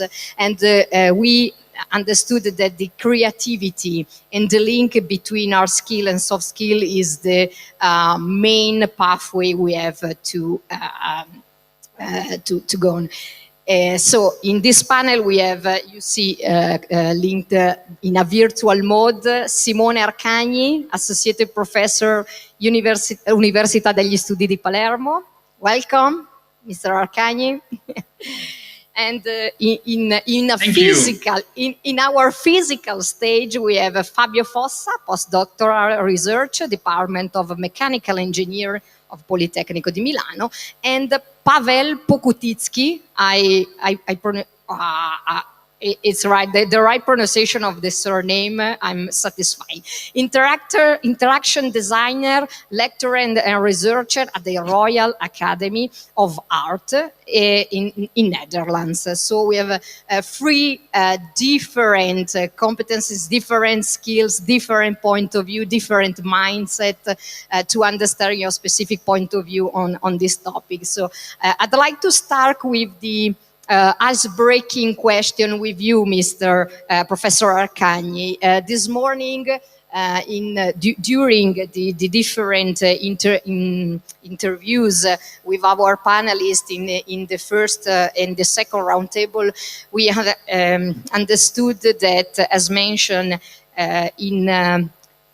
to gain opportunities and to face on the new challenges in the uncertain worlds, it's important to understand the evolution of emerging technologies, and that's requires also hard skills, technical skills, and creativity, curiosity, and other soft skills.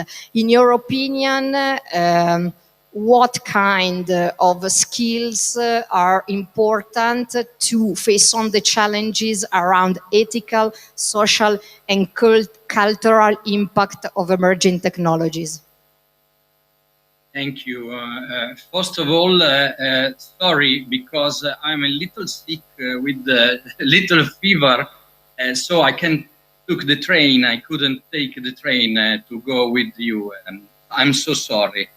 And let me start with my point of view. That is, I make an anticipation. The philosophy is the real approach to know better technology. But before that, just a brief introduction. In 1836, the American writer, Edgar Allan Poe, published a tale called Metzel's Chess Player, about a mysterious machine, a Baroque automa called the Turkish because its shape, that played chess. Poe investigated as a writer, as a journalist, about this machine, and discovered it was a fake. Inside the automa, there was a tiny man who managed the machine. What's the moral of this story? Apart from that the human being is always a forger, but this is another story. The real moral, in my opinion, is that inside every machine lives a man. Technology is not a foreign and unknown object far from us. We are technology. We always look at technology as a UFO, you know, the identified flying object, like an American 50s B-series movie, a UFO that comes to Earth and does something. normally something dangerous for us. In my opinion, that is a fake, and this is a mistake. According to French philosopher Bernard Stiegler, in my opinion, technology is our apparatus or dispositives to see, observe, study, know the world. Language is technology. It is a cognitive process we use to shape and inhabit the world. Just like act of thinking, we feed technology, we expand and augment technology. And the results are a series of dispositives that are cognitive and sensorial apparatus. During the industrial revolutions, the first with the power of the steam and the second one with the power of electricity, we focused our attention on instruments, like something in front of us. I think the theories of Oswald Spengler, Ernst Jung, Marx and Engels, when they talk about the figure of the worker and the machine, two distant things. But with the digital revolution, we realized that we are technology. Something has changed. The allegories, for example. Norbert Wiener called cybernetic the information among human beings, animals, and machines, creating a connection between biology and technology. John von Neumann, one of the fathers of modern computer, described the computer as a brain. Alan Turing talked about intelligence. Stefan Wolfram, after studying cellular automas, theorized a digital philosophy as a part of biology. Kevin Kelly defined technium, a space sited in the middle between human and instrument. What do I want to point out? Sociology, anthropology, ethnography, narratology, phenomenology, ontology, ethics, for example, we can consider all of them the most interesting approach to understand technology. Obviously, assuming a deep study of the Politecnico assumption and practice.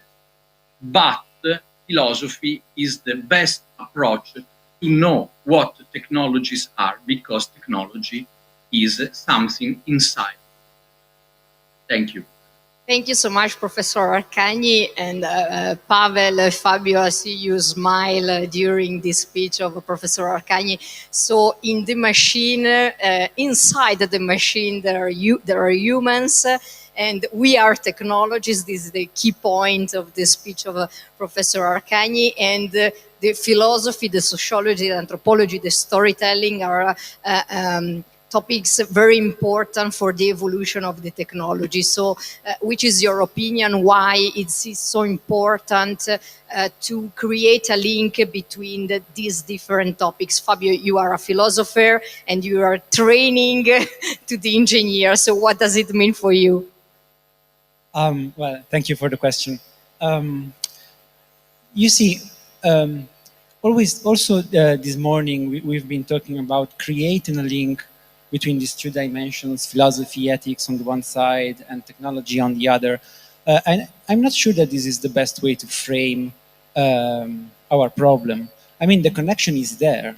We don't need to create the link. We need to become aware of the fact that there is this connection, which is there. So this is not something that we are forcing to the situation that we are analyzing. It's there, the connection. We need to acknowledge it, and we need to find a way to analyze it, understand it, and up to a point be comfortable with it. So this is the main challenge here, which is very different to the situation in which we are trying to force the connection between two separate contexts, right? This is a very different challenge.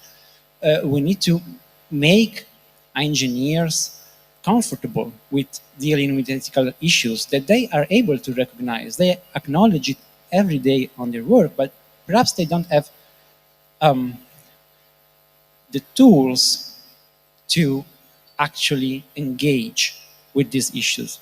So what we really need to do is to make engineers comfortable with dealing with ethics, discussing ethical problems, finding solutions to ethical problems, which most of the time are technical solutions. So they are not stepping into another dimension when they are trying to, discussing ethical issues and finding solutions to minimize harm and maximize benefits. They are doing engineering. That's the main point, right? Of course, one thing is to say this, which sounds very reasonable and easy to get.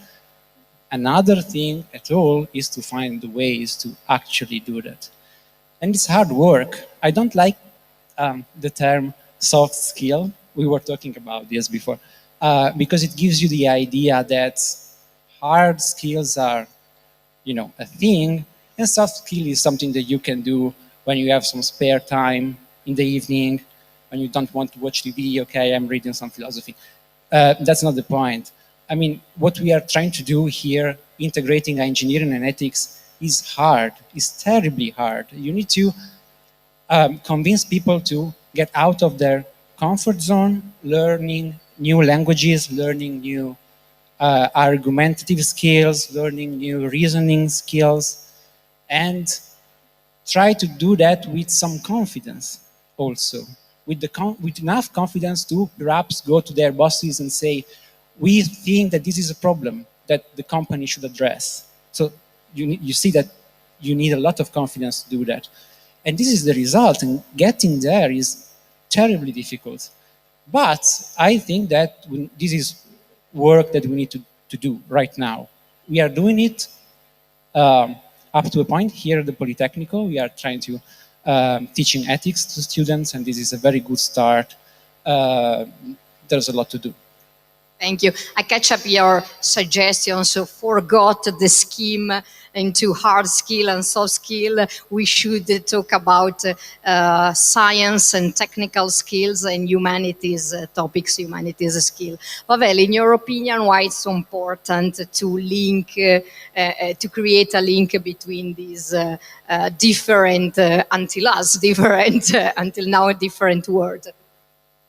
Yes, so I very much agree with the previous speakers, how cozy it is to be in this situation, but to entertain you a little bit in this part of the day, I'd like to zoom out a little bit and reflect on this topic of digital maturity as such.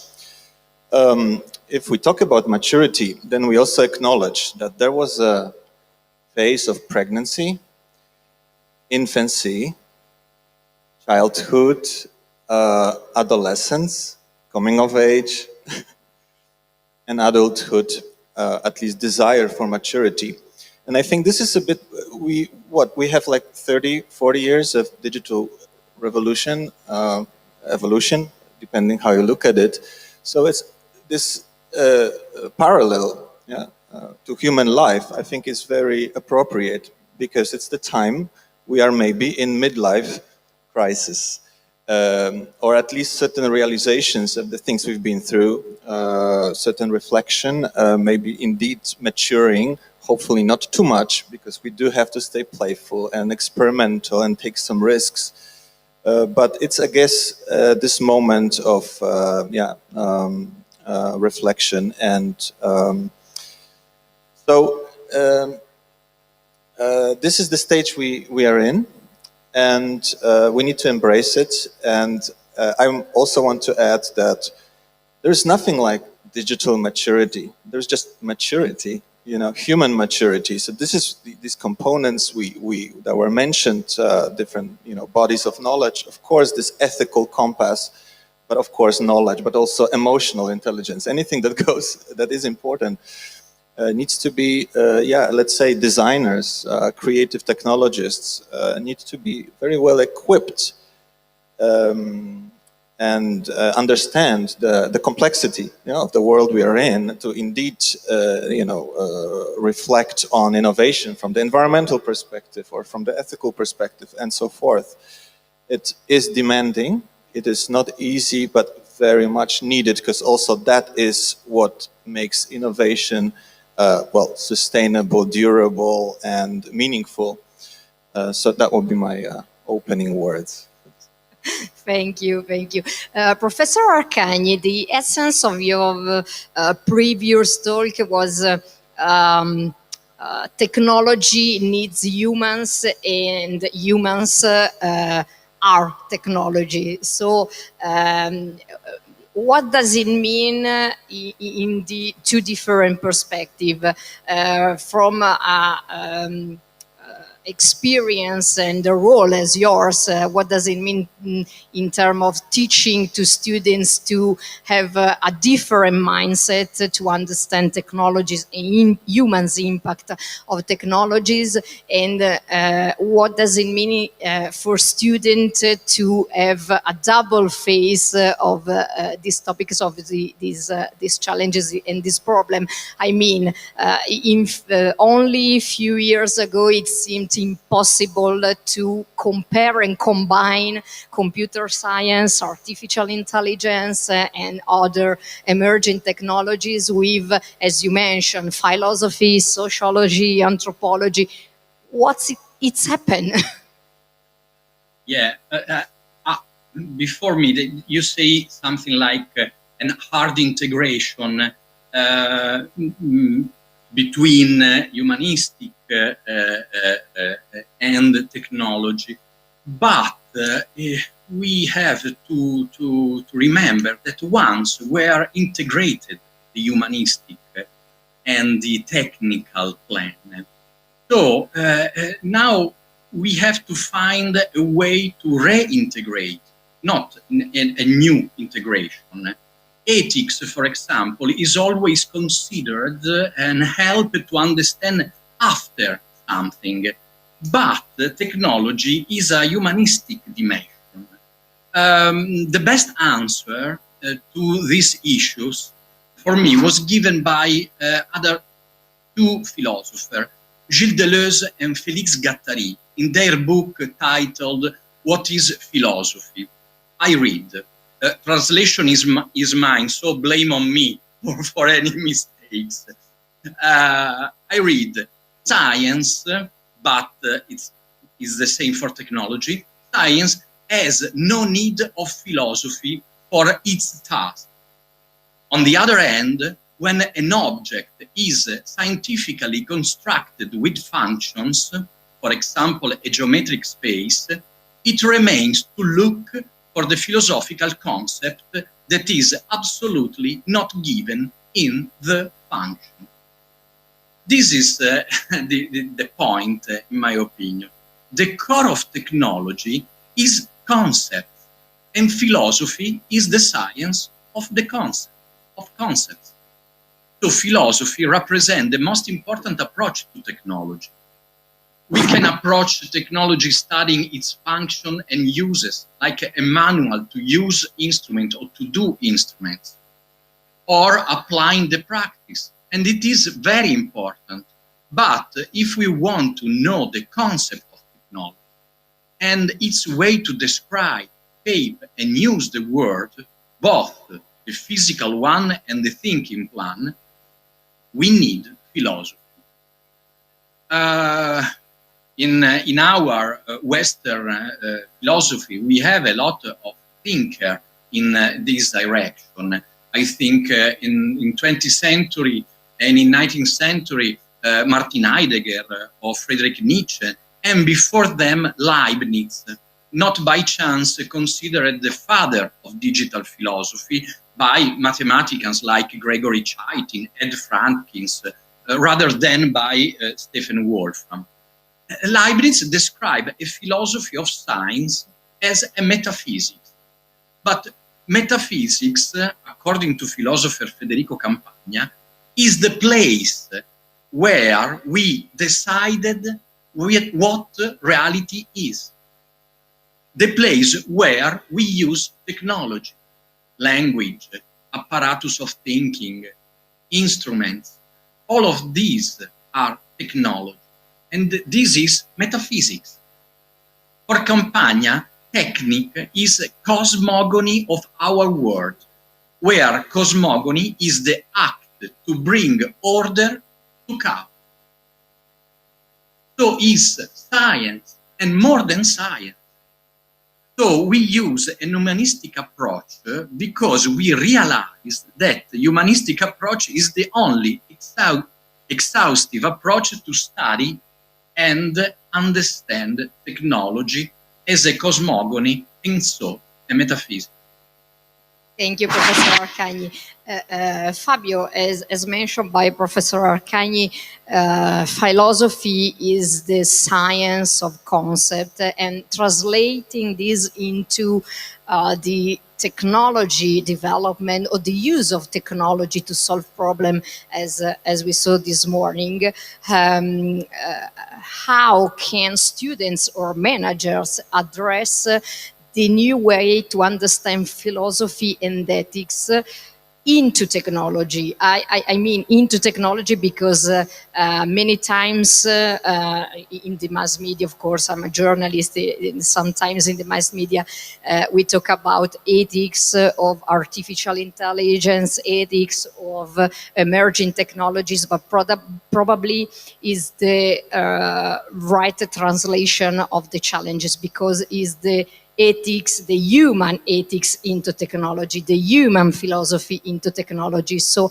how can you address these challenges with the engineers and to solve which kind of problem? Well, thank you. This is a super complicated question.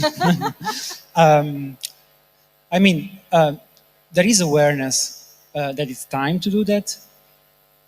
There are some methodologies out there, but it's really complicated to, move from the theoretical level to the practical level. So to start doing actual work to integrate these two dimensions, philosophical and ethical.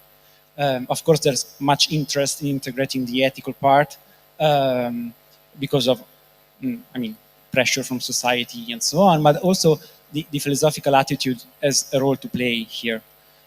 So I would like to answer your question starting with students and then trying to say something about the companies as well. For students, I think that the only way we have to start doing this work is teaching. So taking time to teach something about the history of ethics to engineers, but not just the history of ethics actually. What we need to teach is, what we need to show is that concepts and methodologies that come from the ethics dimension are useful to design technologies, design technologies that will be accepted by society, to design technologies that minimize harms and maximize benefits. This is an important point that I want to stress. We think of ethics most of the time as a constraint, right? As a very boring set of principles that tell us what we shouldn't do and leave us with no indications whatsoever to what we should do, right? But that's not actually the point. Ethics has a positive dimension that tells you, or tries to convince you to take some directions, to develop a technology in that way and not in the other way, because there are ethical benefits to gather, right? So that's very important. And the only way we have to do that is in my opinion, in class. So we need to teach ethics, we need to exercise ethical thinking with students coming from the engineering field and show them that this might be a way to address issues that they will have to address, whether they like it or not. The company dimension is much more complicated because there are more interests at stake, and it is much more difficult, to align these interests with a discourse about ethics, values, social well-being, and so on. But there is the possibility to do that. What we need to do is to take time to reason in companies on this. So to create the opportunities for employees, for people that work in the company to actually exercise their moral judgment. And I mean, time is always lacking, so this is a huge challenge. But I think that this is the first step that we need to do in order to do some actual on-field work in the ethics of technology. Thank you, Fabio.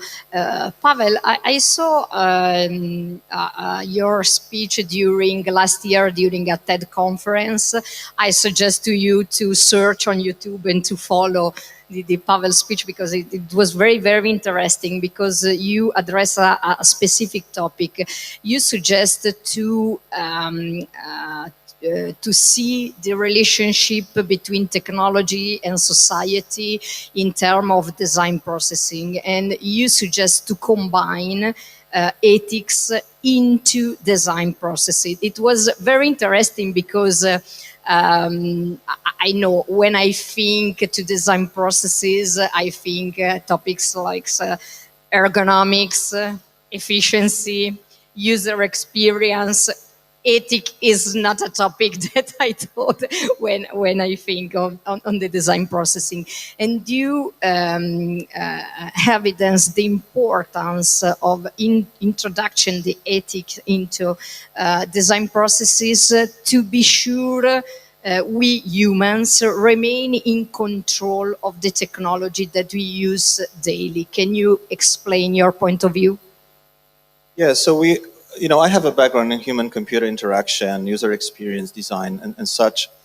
And I'm also an educator or educationalist. So obviously, yeah, I do see the necessity to include, classes of ethics into design studies of different kind, not just related to digital aspects. Why is it important? We already have quite an experience, I would say, in user experience design as understood by, ergonomics, user friendliness, efficiency, productivity, and all these things you've mentioned. But, it's a kind of set of values that, they are not unimportant for business, for industry, but it's just one layer of what we, I guess, need to focus on.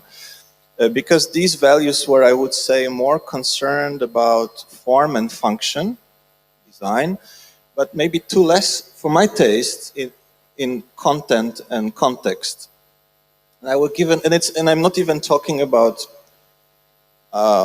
problems that technology creates, with, I don't know, bias in artificial intelligence or, threats to data privacy and carbon footprint and whatnot. But I like to always give simple examples related also to, I would say, relating the digital maturity to human life. So, for instance, if you take something like dating apps, that's also the example I like to often talk about. It's in fact a very simple invention. There is not so much of rocket science involved. I do classes with students. We program something like that in one day. But the impact this simple piece of technology has on society, culture, generation is just so huge, which I would say has not been considered in the very design process. What are the side effects? What are the issues potentially coming from that? Simply that reflection, I would say, as I feel it or as I understood it, is lacking often. And so I advocate, that's quite a radical statement, I advocate to train designers in such a way that they should, have some sleepless nights and feel the moral dilemma in whatever they produce in order to stay connected mentally and be truly responsible for the decisions, design specific decisions they make, even on the level of, swiping something left or right. Maybe they don't create just a functional user interface, but they create breakups and divorces. Difficult to acknowledge this type of power, but yet design technology has this enormous power on our life, and therefore the ethical compass, or at least to some extent, I know it's difficult to play God, reflect on, you know, morality all the time. It's also a difficult position to be in, and who I am also to tell, you know, what would be ethical or not. But still some level of responsibility, at least acknowledging what any innovation can do for good and for bad is very important. I think that reflection often is not there in our educational programs, on even, you know, higher educational level. Somehow, again, referring to the lifetime, maybe even more happens in, I don't know, secondary schools, you know, in the education, in the humanities, reading literature, you know, reflecting on morals, you know. Somehow, when we get into this so-called hard science, maybe that somehow often goes a little bit in the background. We are supposed to know, but we don't know. We need to constantly reflect on these issues. And I would say take responsibility, be a bit serious, not too much, but to some extent to achieve this state of digital maturity. Interesting. Pavel, I stay with you one question. As educator, how do you teach, train, and educate your student to understand ethics and how to combine ethics with design or technologies process development? It's not so simple to understand how, so how you challenge this phase. Yes, so I depart from, I mean, I leave the human-centered design, because human-centered can mean good or evil. Humans, you know, we have two sides. So I'd like to talk about humane technology with an E, you know, because it's some form of, there is a larger emphasis on the good and empathetic and considerate approach to design and technology. And of course, some students would follow me in this or not, but I'm try to turn myself into some kind of preacher that doesn't know everything, but at least ask the right question in any design processes. What are the social, cultural, personal, you know, implications of any design decisions, even on the level of, you know, coding something or just, you know, sketching, making wireframes for some website. You know, I would try to, I tend to ask students about the morality of design. You know, let's put it that way. And it sounds spiritual, or it sounds driven by yeah, this good or bad, and I'm not too.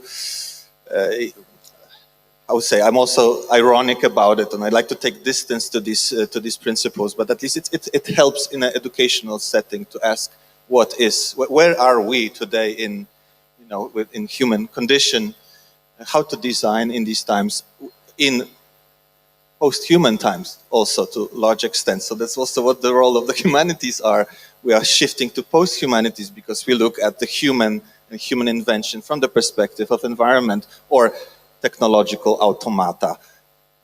What does that mean? Do we co-design then with these agents? How to do that? How to give a voice in a design process to environment? It's very, it's not easy. So these are the type of questions I like to bring, and so far it works in my educational practice.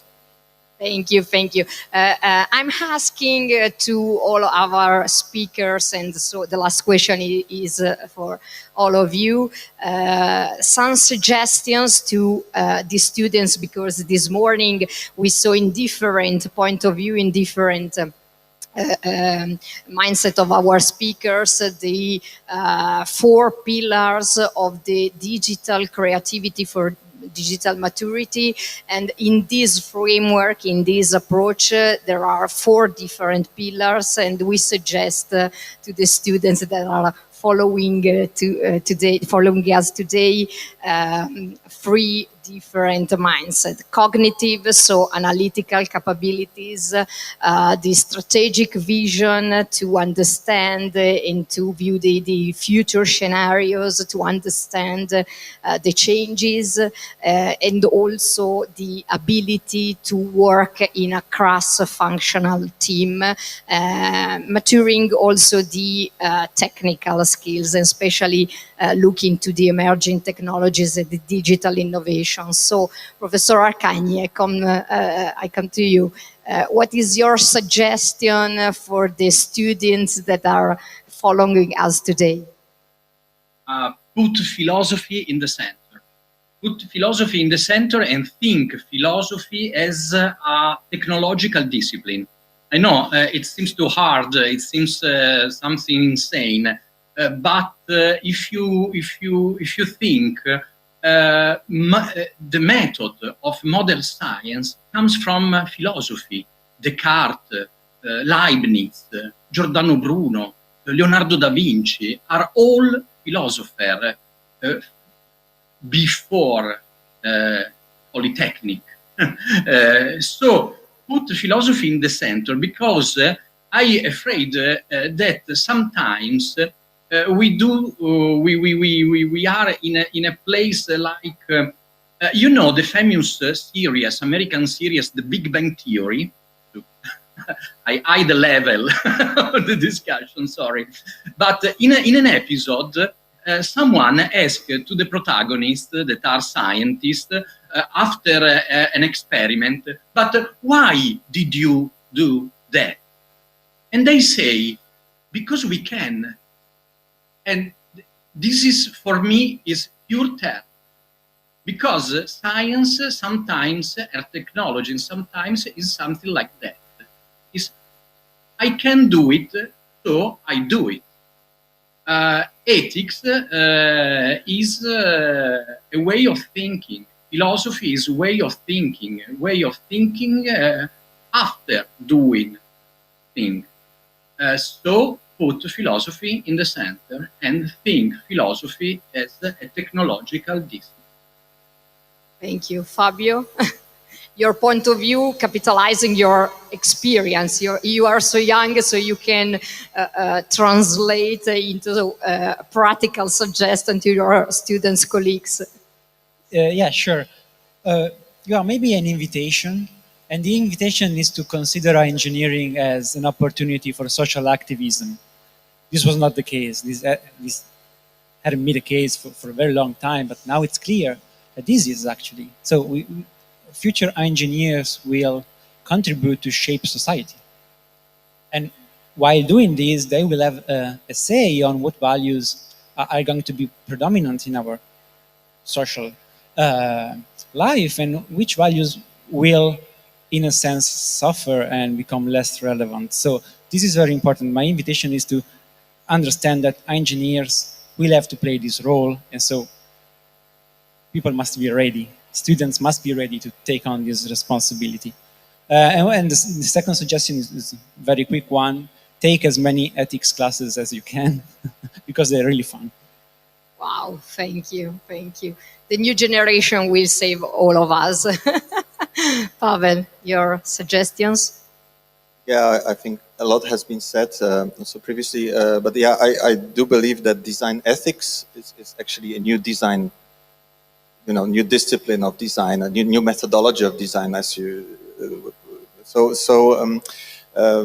And there's also this saying that design is too important to leave it only to designers. So basically, multidisciplinary take on things is highly important. Design environmentalist, design philosopher, design ethicist, and so forth. This is how I see, the so-called creative industry evolving, where more and more humanities or post-humanities, critical post-humanities enter the discourse. And I think if we do that in academia, we are on a good way to digital maturity.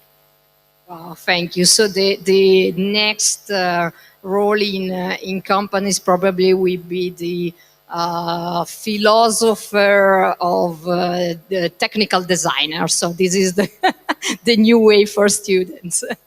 So thank you so much. Thank you, Professor Arcani. Goodbye. Thank you. Thank you. Thank you so much. Thank you, Fabio. Thank you, Pavel. We take a few minutes, of course, to sanitize the microphones. Have you questions? Yeah, of course. Thank you very much for this great speech. I'm doing a PhD in design here at Politecnico, and I'm trying to understand how to support designers in designing self-tracking wearables. So all the wearables like fitness trackers or headband for meditation that transfer all this biometric data in graphs at the moment. And now I'm dealing with ethics because it's inevitable to deal with it.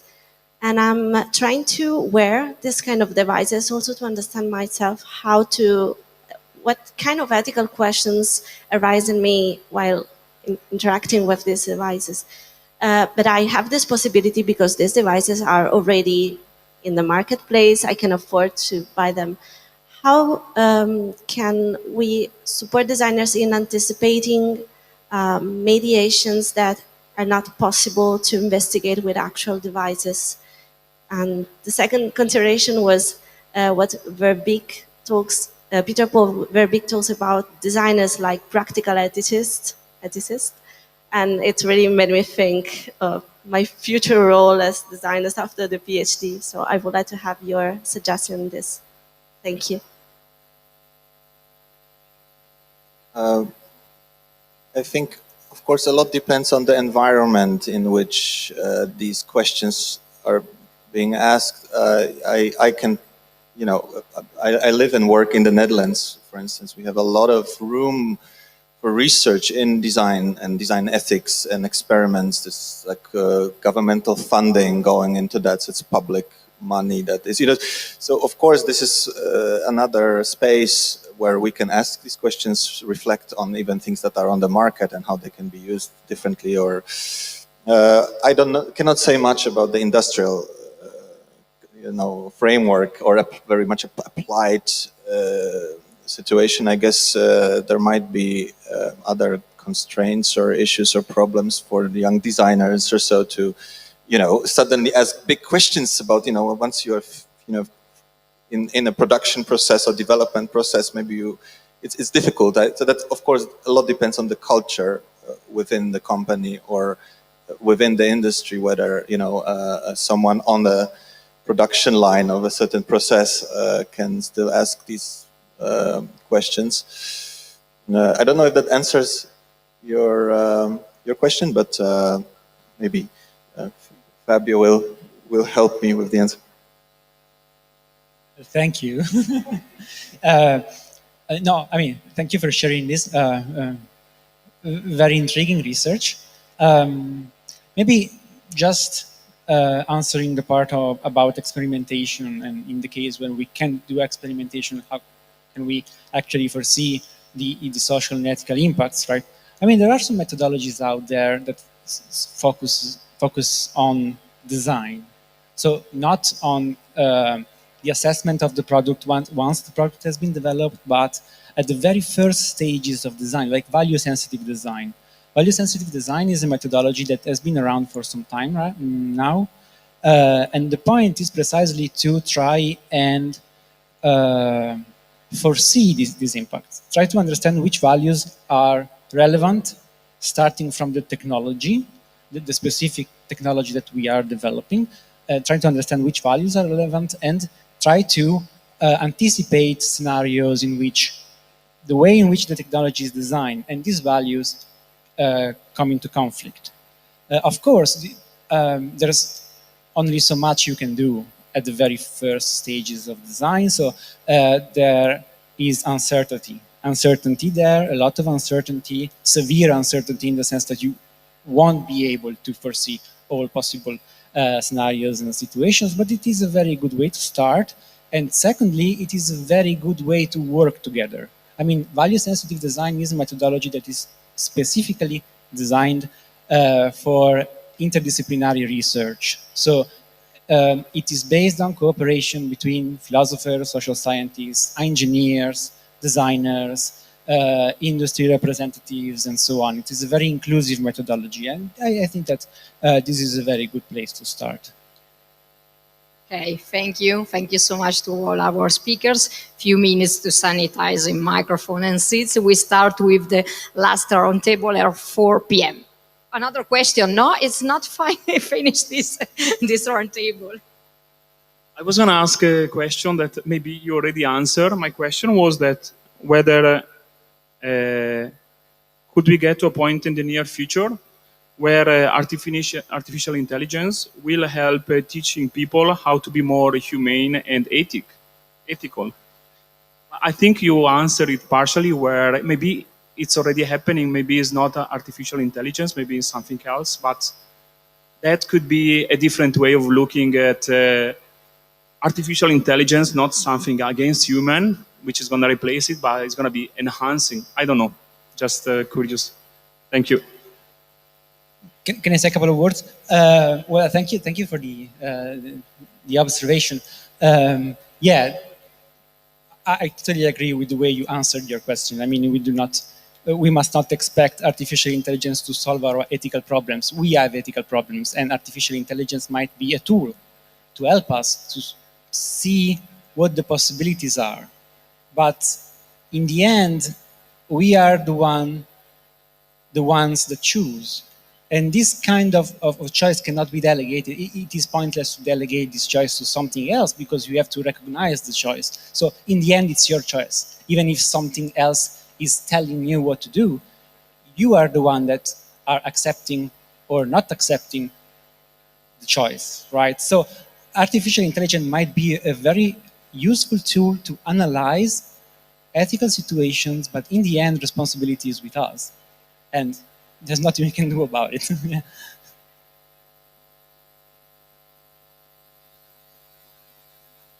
Short, I anticipate the future for ethical assistance. It's kind of already happening, you know, your screen time on your phone. Oh yeah, you spent 8 hours per day. Maybe it's better you talk to your family or friends. You know, so this is certain implementation of AI or other, you know, sort of parameters measuring and sort of notifying you, and I think we are heading to that type of future, because this moral, ethical compass, a lot of people struggle with that. You know, we shifted to another era, I would say, where maybe this classic education, you know, that I had, for instance, still in my upbringing with literature. You know, I think now people, I don't know, like, I think this digital literacy or so replaced other type of literacy, so probably there should be some there will be some conclusion on morals that will be extracted from our conversations and sort of other ways of reading and writing. So Shakespeare and Dostoevsky on your phone will tell you at some point what you should do, maybe, or what you could consider doing, because as you're right, the decision is ours. Thank you. Any questions? Are you sure? Can I declare concluded this roundtable? Are you sure? Okay. We have a special topic with the one of the speaker of the next roundtable. We're focusing the ethics implication in artificial intelligence. So stay with us. Thank you again. Thank you, Professor Arcagni. Thank you to our speakers. Thank you. Few minutes and 4 p.m. here. Okay, let's start with the final roundtable. In this final roundtable, we focus the topics on the use case application, the emerging digital technologies, focusing the application cases with 3 different companies. And this is important for us because the first roundtable of this morning, and also for this one, we focus different topics and different perspective around how the world is changing in terms of digital technologies and emerging technologies, focusing how to address this changing from the technical skills and the humanities skills perspective. But the objective of this roundtable is not to leave the questions only in a theoretical level. So it's important for us to understand how this emerging technology and topics like creativity, like foresight skill, like ethics and digital culture is important for your companies. So in this roundtable, we have Maurizio De Collan, head of the communication IBM, Fabio Mosca, co-founder and CTO of Another Reality, and Giorgio De Ponti, product strategy manager of Retail EPTA. So Maurizio, I'll start with you. Why topics like creativity, foresight skills, ethics is important for a company like yours?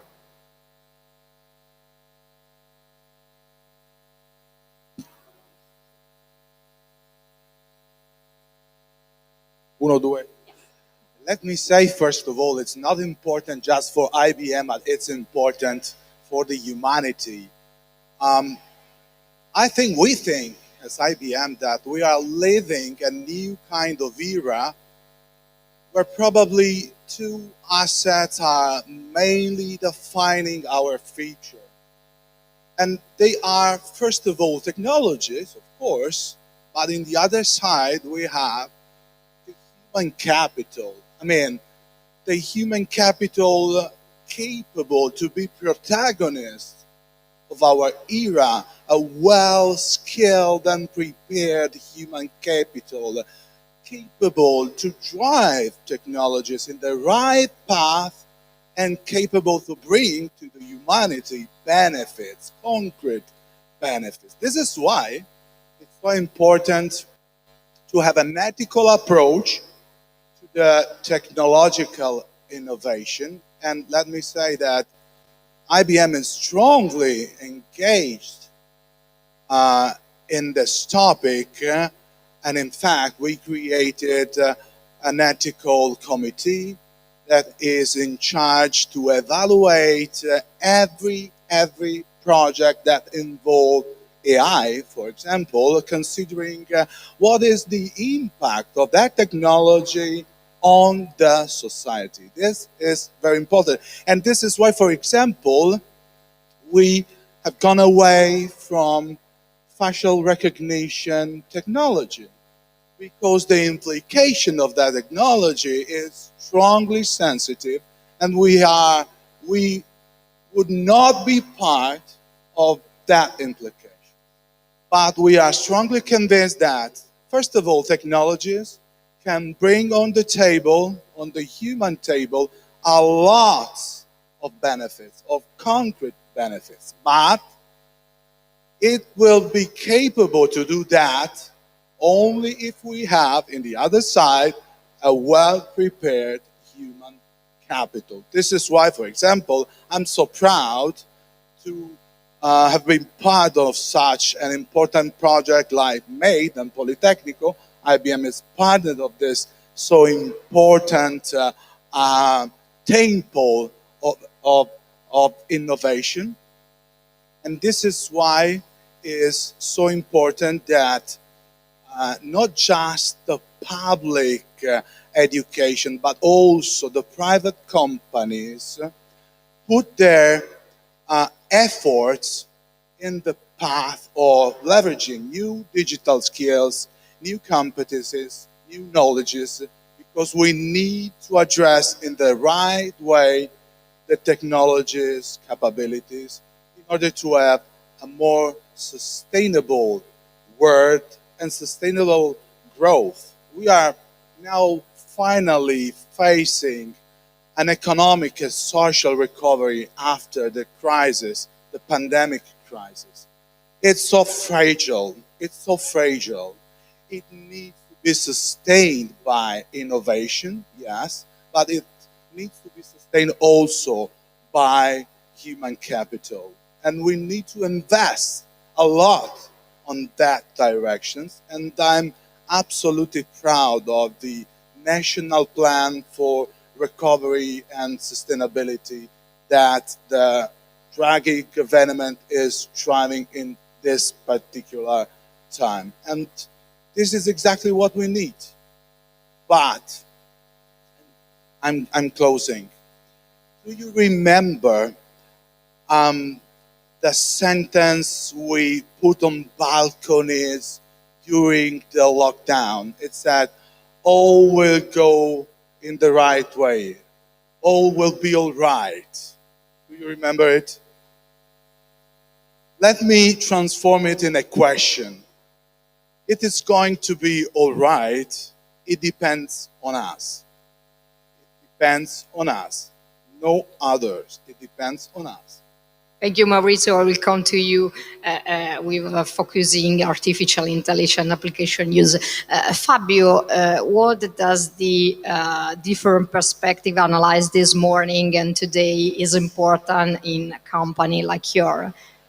Well, in my company, another reality which is probably less known than the others here at the table, but just to summarize, we are working on using video games, metaverses, virtual reality to create application user for companies.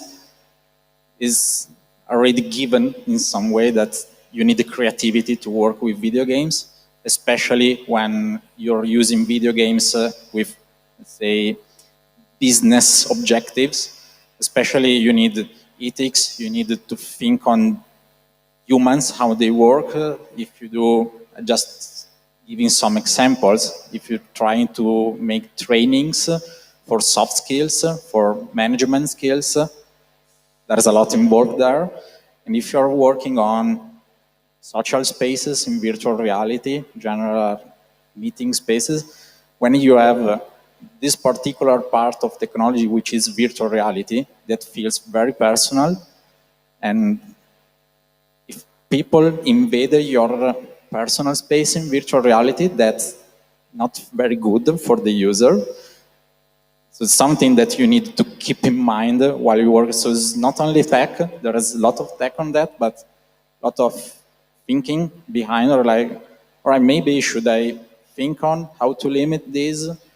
How to, maybe someone don't want those limitations, so you have to decide where to go. Do I let the user choose?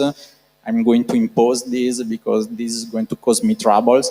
Even having voice chat with public spaces, and you may have people that are going to like bother other people. So you would need to moderate them. And for a company like small like us, it becomes a problem like, do we have enough manpower to moderate that? Probably not. So it's better to think that earlier. So definitely a lot of things involved in this kind of technology. Thank you, Fabio. Giorgio, before starting with the use case application in the retail field, I'd like to ask you what does foresight skills and humanities skills needs for EPTA? Thank you for the interesting question. It's a little bit complicated because my brand, my factory, my sector is a food and beverage. That's very delicate.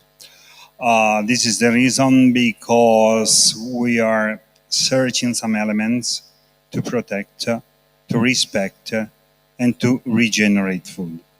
Obviously, during the pandemic, we worked a lot because the pandemic situation was very complicated because the human keep in contact directly with the food, and the conservation system, the let's say, informatic electronic improvement to have perfect security, perfect sanification, perfect conservation are, let's say, preliminary, and we are obliged to arrive in the maximum level on the market. Then the food is precious. Remember that our refrigerators are spread in the world with a different position, different condition, different location. It's important to avoid completely any possible wrong, any possible dangerous situation. And also the electronic, the informatic, and the, let's say, innovative improvement we are obliged to implement, because the evolution of the conservation, the evolution of the food production, and the ultimate, the evolution on the food sanity and sanification is a master of work. Then every people eat something. Then we are in a very non-comfortable ways. And we are obliged to improve some innovation day by day. Interesting.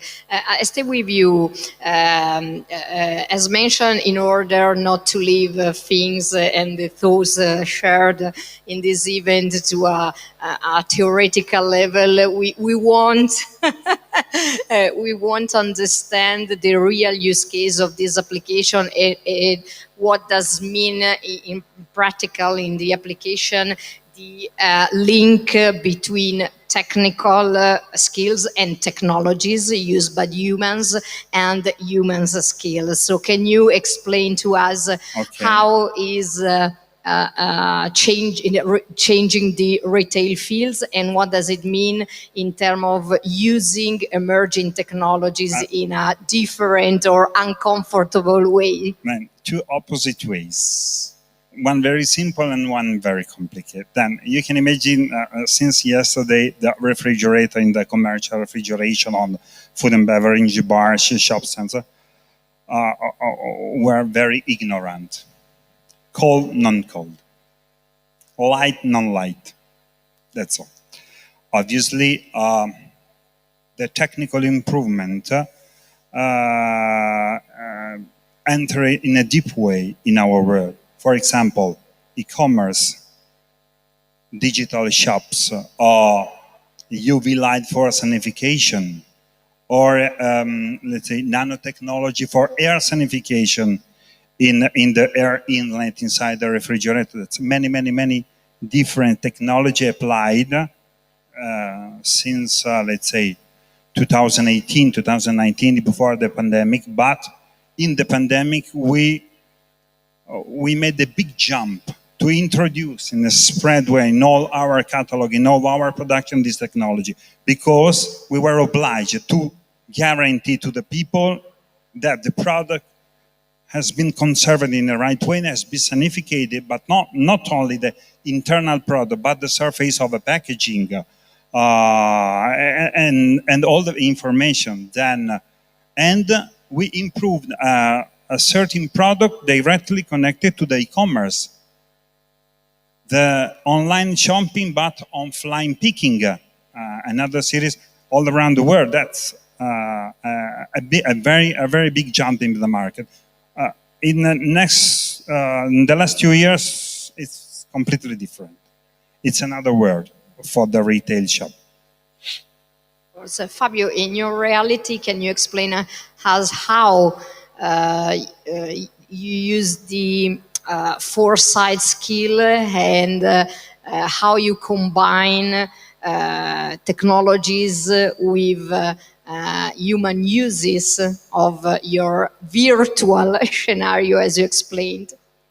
How much time do I have for? 1 hour. All right. No, less than 1 hour. Less. Okay. No. All right. Just to launch this, consider that now I'm talking very specific in technology, but then let's go more broader. Like virtual reality, in terms of headset, was born like during the 70s for virtual training. Like I have to train how to use a jet, a fighter jet, and how to land in the sea, emergency landing. And if you think of that, even in the 70s, like how much expensive is that? How can I train that? Do I throw someone and you sacrifice a jet every time to try once? No, you can't. That's too many millions of dollars to do that. So it's better to reproduce that virtually, even sacrificing a little bit the fidelity of what you're doing, but starting to give the experience to that person, how to do that. In the 70s, you think how much software and hardware would cost, still less than sacrificing various jets. And that field, so talking about those kind of trainings, still applies today. That's, I think, is one of the main fields that I saw that applied. So not only military jet, but even like medical is one of the fields that went on and on and on, even during the last 10 or 20 years. Now it's just better technology, it's more mature, it's more realistic, it's more approachable to everyone instead of spending hundreds of thousands of dollars. But if you think how a surgeon can train how to operate on a person, well, it's better that they try sometimes in VR first, so they can make mistakes.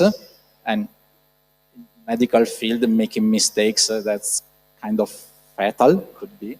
In VR, you just press restart. Oops, I missed it. It's already an explanation on benefits, value, even costs, but you have benefits. Then there are many other applications besides training. I saw trainings on to just pilot normal, even just to start the engines for airplanes. We actually made also some trainings on, I don't remember the Italian name for traliccio, so those big structures where there are insulators. All right, you have to climb 30 meters and then get equipment from the ground, from people that send you up all those equipment. And making a virtual representation of that means that you discover immediately for like a new person if they suffer vertigo, just saying one. And then it's definitely less expensive to organize some sessions where you bring people, experts, you go on a field trip because maybe you have to go in the mountains, so 3-4 hours of travel just to try once and maybe discover that, oh, but I still don't know how to put my protection, my protections, and etc. You do that in VR from your office, you learn everything. I actually learned all of the, I probably would be able to climb on those pylons. I would be able to install printers. We made trainings to install printers, the big ones, because the problem was that people that learn how to mount printer, they change every 6 to 1 year.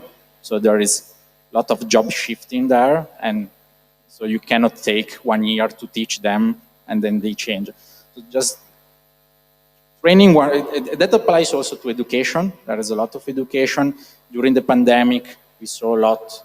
There were already video games where people met, but during the pandemic, they went a little bit outside of video games. So we saw meetups, we saw universities starting to have their own virtual meeting centers. We saw Greek dancers meeting in VR with sensors and doing dancing battles in VR. This is one.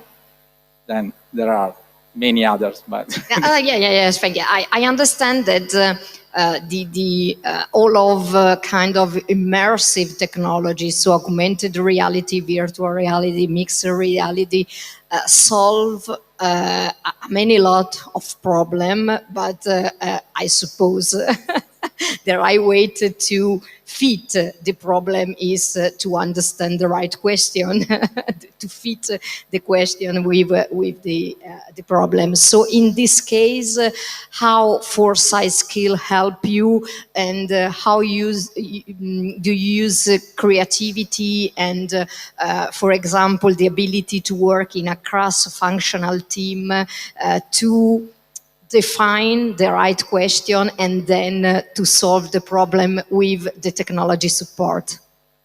I give a similar example, but on the other side, because here there was a little bit of foresight and, well, cross-functionality and creativity.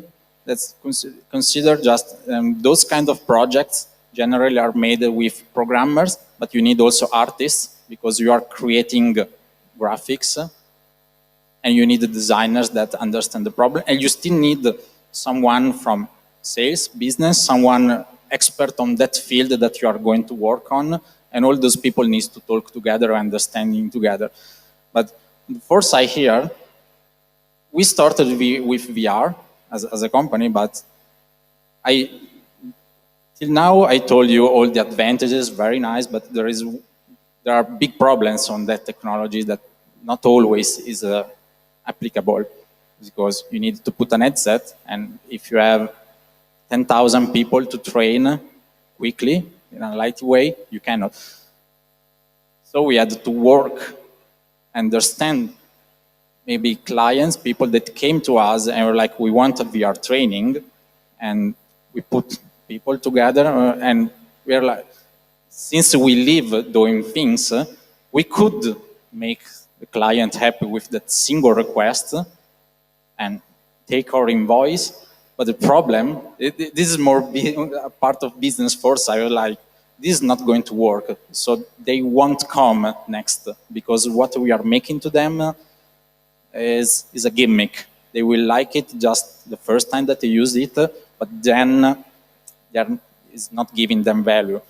And what happens, like, you sure you need this? You very sure? What's your problem? Oh, we have 30,000 people to train. How are you going to train them using VR? Have you planned this? No. And then maybe we think with them, like, have you thought doing maybe just a mobile game, which is maybe less immersive, still better than traditional videos? There is some part of engagement. You can leverage on the smartphones of all the people, and you can reach 30,000 people. And you're like, maybe. So we need to convince them that this in the long term is going to be better than some other technology that they thought at the beginning, because they saw that was very cool. And we need to put a lot of people here at the table in the end to be like, okay, do we challenge this kind of request with something else that we know that is going to be better, but we need to make sure for them that they understand and they are convinced that makes that better. And that was, this happened. So a project that started with VR and ended up being a mobile game because this requirement was too many people to train and it wasn't applicable. So we knew that at the end this project would be a failure in the long term. So we like, okay, let's make a smaller one, mobile game, but we know that in the long term it's better for you and it should be better for us, because if it works, you come back to work on that. Thank you. Oh, sorry. Thank you. Maurizio, in the previous roundtable, we analyzed the impacts of ethics into design processes. But if you want to analyze the impacts of ethics and humanities skills into one of the main important emerging technology today, artificial intelligence, as question of the audience today, can you share with us some example of artificial intelligence and the implication for humans, and then how from the backend, from the development technology perspective, researchers, engineers, and other skills work together to define in the design processes, in design development of technology, to share technical skills with philosophy, sociology, and ethics, and all the implication of humans of these emerging technologies that are really, really impacting us. Well, first of all, let me say it's a very important matter. I would say a crucial matter. I'm relatively fully agree with the previous speakers. And I consider philosophy as one of the most important point of view able to create the ethical approach for the artificial intelligence. And in fact, for example, the European Commission has recently issued some suggestions in order to address in an ethical way artificial intelligence. Francesca Rossi, that is our global ethics leader, was part of the experts that participated that work, and I'm obviously proud for that. But we need also, from one side, to collect all the possible different point of view from many angles in order to understand how to address in the best way this problem. Yes, but also we need some practical trigger to start to address in an ethical way artificial intelligence. For example, from the IBM's point of view, biases are one of the most important issues we have to manage at the moment in order to create an ethical artificial intelligence. As you can imagine, we are going to have autonomous cars. We are already having banks or insurance that are scoring their clients through an algorithm. And of course, we are facing also a lot of problems related to the social networks and their algorithms. So it's really important. And this is why, for example, IBM produced a software tool labeled Fairness 360, able to understand if an algorithm has implemented a bias. Because this is not a voluntary matter. It might be involuntary from developers to put a bias inside the algorithm, writing and developing it. So it's really important we have a sort of control in order to understand if an algorithm was produced in the right way or it was produced in a bad way. And it's also time, and we are discussing today about maturity, to discuss and to separate or to distinguish bad technologies company and good technologies company. I think it's time to understand who are really putting efforts in that path and who is not creating the right artificial intelligence we need. And this is why there are a lot, believe me, a lot of concrete benefits that an artificial intelligence can bring to our society. And if I can bring some concrete examples. I would say three concrete examples. First of all, a project we made with Autostrade and Fincantieri Tech. It is related to the bridges and highway infrastructure. Probably you well remember the tragedy of Morandi Bridge.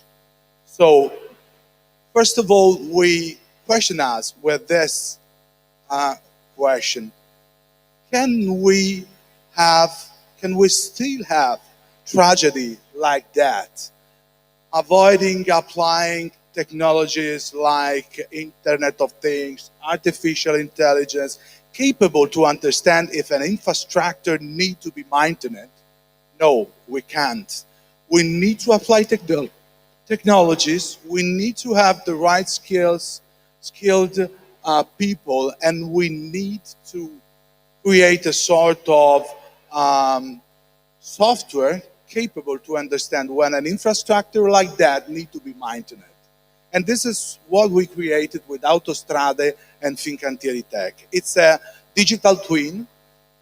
This digital twin is replicating exactly some bridges and highway infrastructure, and we can absolutely understand when an infrastructure or a bridge needs to be maintained before it collapses. And as you can imagine, this is related to human lives, and it's really important. A second practical example. It's really, really close to the advancements made is leveraging. And it's a project we created with Sheffield and SDF. They produced agriculture tractors. And your question might be, what is the connection between artificial intelligence and agriculture tractors? Well, they implemented a solution that based on Internet of Things and sensors of Internet of Things, implementing artificial intelligence, they can make a predictive maintenance of their tractors. They can understand, wow, now it's time, there is an alarm, it's time to do a maintenance on the tractor. And this is strongly related also with what the tractors are doing for agriculture. So we have created a connection between precision agriculture, between emissions, and what the agriculture and technology can do together, combining the forces.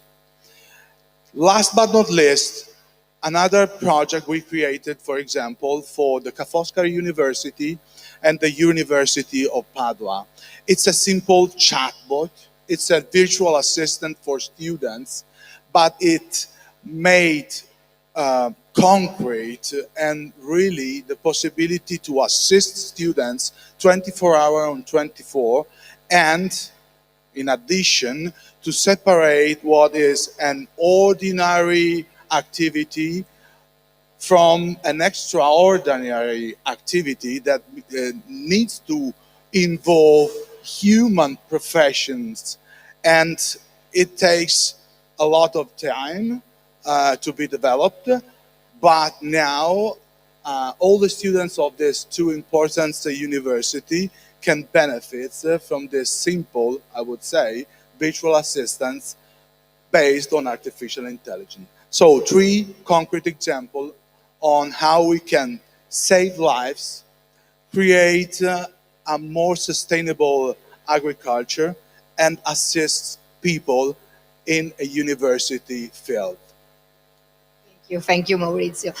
Giorgio, in the retail, what kind of emerging technology are redefine retailer, and what are the impact on humans?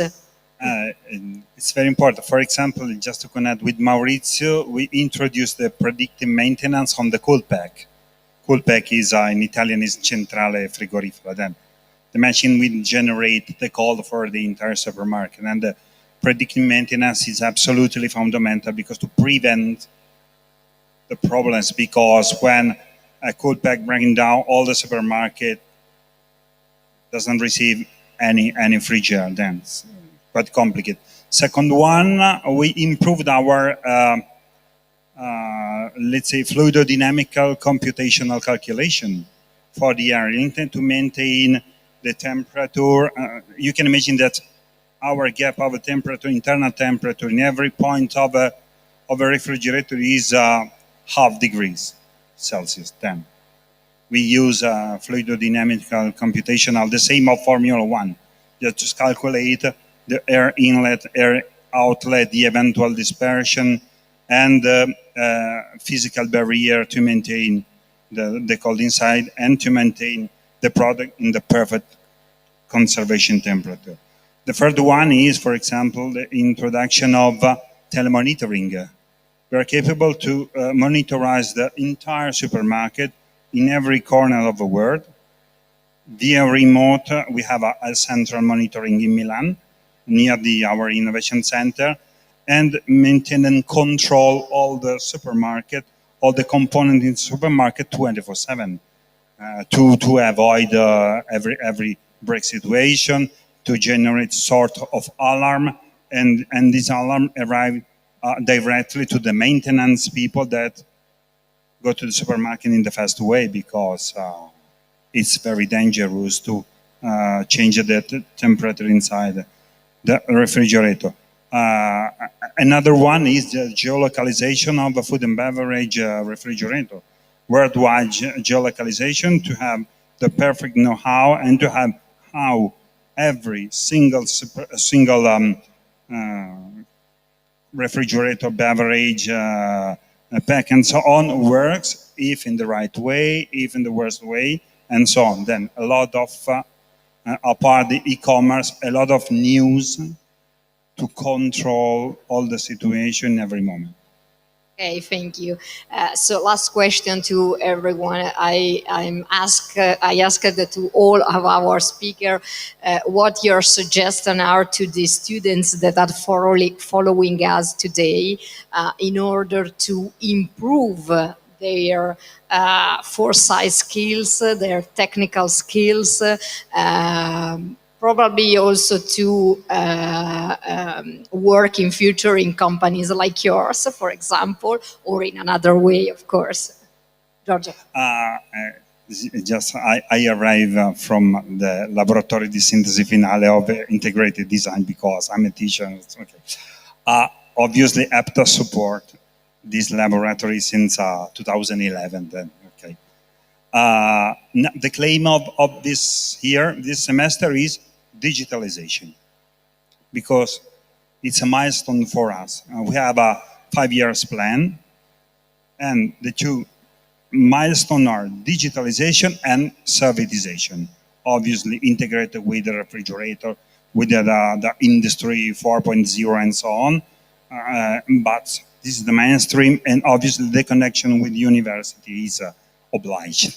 Then you can imagine that our Innovation Center collaborates with 10 different universities specified for each element, let's say mechanics or thermodynamics and so on, with the different projects and different laboratories.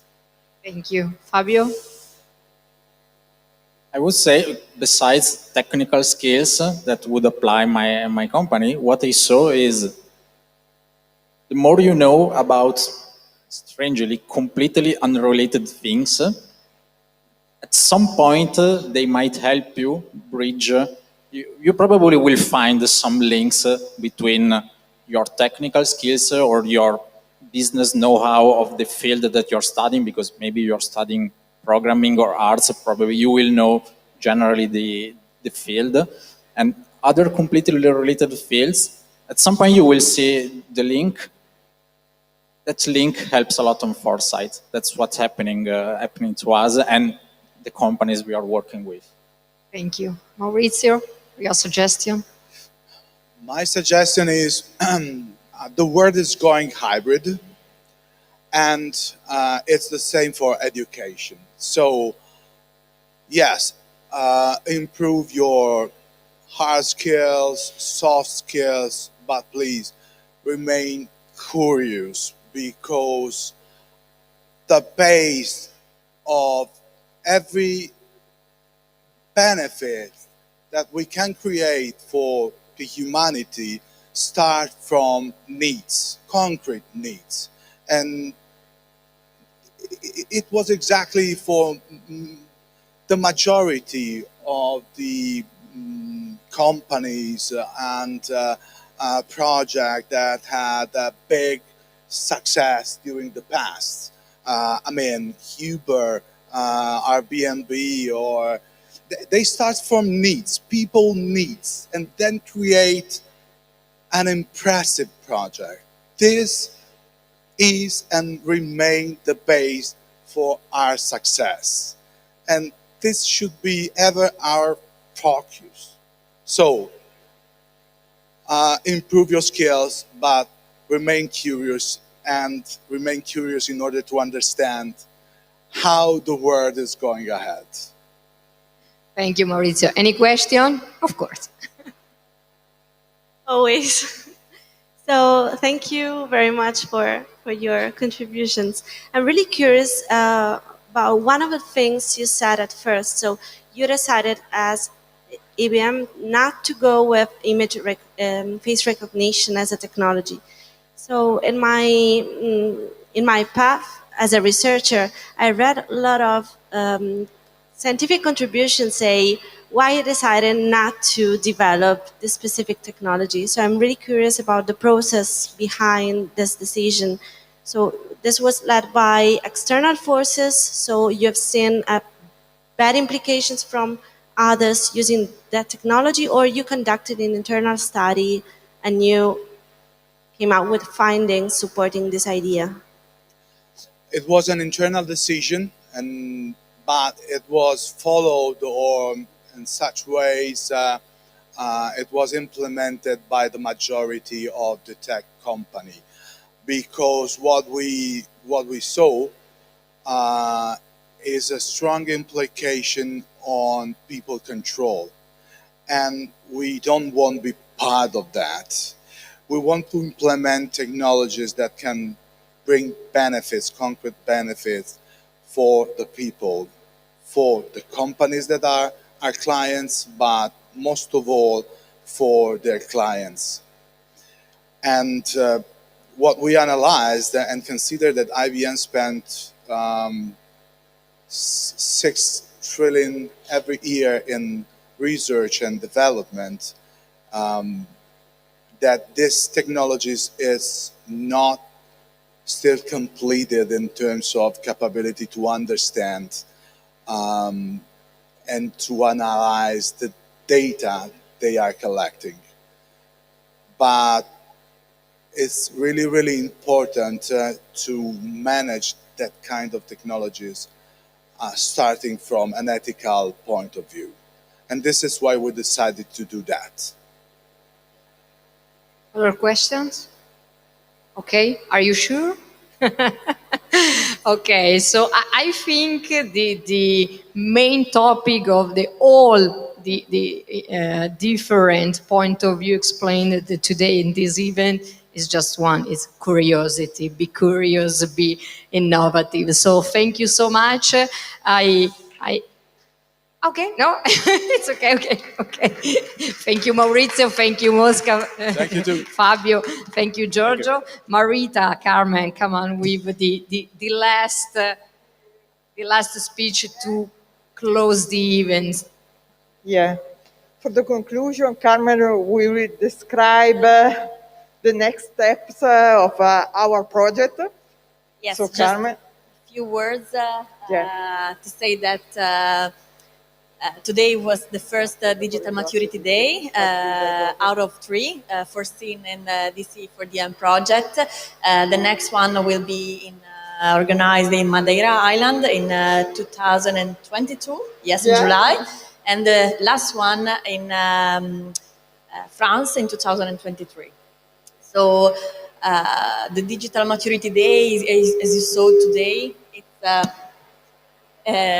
we try to activate and to foster a cross-cultural knowledge sharing between especially academia and industry. We invited guests and experts from both industries and university, because we think it's very important in a project like this to have this knowledge sharing between these two realities. I mean, the project aimed to developing as a final result an educational toolbox to train the future digital talents to be able to work in a company, to guide companies in their digital transformation processes towards the digital maturity. So it's fundamental to activate this knowledge sharing. And this is also why we decided to have and make this event today here in Made, which is, I mean, we think a perfect location for this knowledge sharing. We are also very happy because today, after 1 year of working online remotely, for the first time, we are here together in presence, but also for the first time, we are meeting our partner from our consortium. So, Marita, you want to introduce? Yeah, we want to thank you to Valentina, Elisa from Madeira, University of Madeira, and Powell, that is our expert. We have in our project, we have a panel of experts, and so Powell is one of them. And then there is Mainz with David, and then Christophe, and Claire, Colin Colin, I can see, from Telecom Saint-Etienne, and then there is a Startup Madeira. Startup Madeira that can be here. Online, is following online. Okay. So and yes, I just want to add that in the next 2 years we will have a lot of activities. And in the next 3 days, actually, we are going to work a lot together with our consortium to start building the educational resources that then we will apply in the learning lab that we will have in the next 2 years. So the learning lab are training activities with a multidisciplinary team of students from design, management, engineering, where they will work in around 10 days of activities on real challenges launched by tech-driven SMEs and startups. So in this moment, in these training activities, the students will have the opportunity to be guided by the educational resources we are creating, by the DC4DM model we are building in our consortium, and trying to envision new digital scenarios, technological scenarios in the future, and developing innovative solutions within their scenarios. So in the next months, in autumn, winter, we will launch also open calls to involve students. Yes, in all the 3 countries of the consortium, we will involve around 15 tech-driven SMEs and startups, 5 for each country. So this is also an open invitation for all the SMEs that are following us and that want to work with our students and our model. That's it. It's okay? Yeah. Okay, perfect. Yeah, so we invite, of course, to follow us. We will have a lot of activities. And also to suggest us something about this project, because we will improve our website. So also with the models, the new models, the DC4DM model, sorry. And all materials, all tools that we will provide, we will create in the next days, will be open. And so if you want to use these tools or try to use with the student or in your companies, will be great for us to have feedbacks about this. So everything will be open and uploaded on our website. So we have also social channels, LinkedIn, Instagram, Facebook, so you can see our results and our project results and be updated. Okay. So final thanks. I want to say thank you, but she wants to speak. But I finished. I'm joking, sorry. But I want to say thank you to all. No, I want to say thank you to all our guests. Thank you for this amazing day. I think it was very interesting, very stimulating for all of us. And I think it's also useful for us to improve our models. And I think ethics could be a very important part of this model, because you stimulated very important questions. And so let's see in the next Digital Maturity Day. Thank you so much. Thank you so much, Nicoletta, because it's for you that this day was so interesting. Thank you so much. Thank you. Thank you. Thanks also to all the participants and that came here and that follows us online. Yeah. And Daniela, come here, Daniela. That is very hard to organize this day. Thank you, Daniela. She's shy. Thank you. She's very shy. She did a great job. Because it's not simple to organize this. And thank you. Bye. Thank you.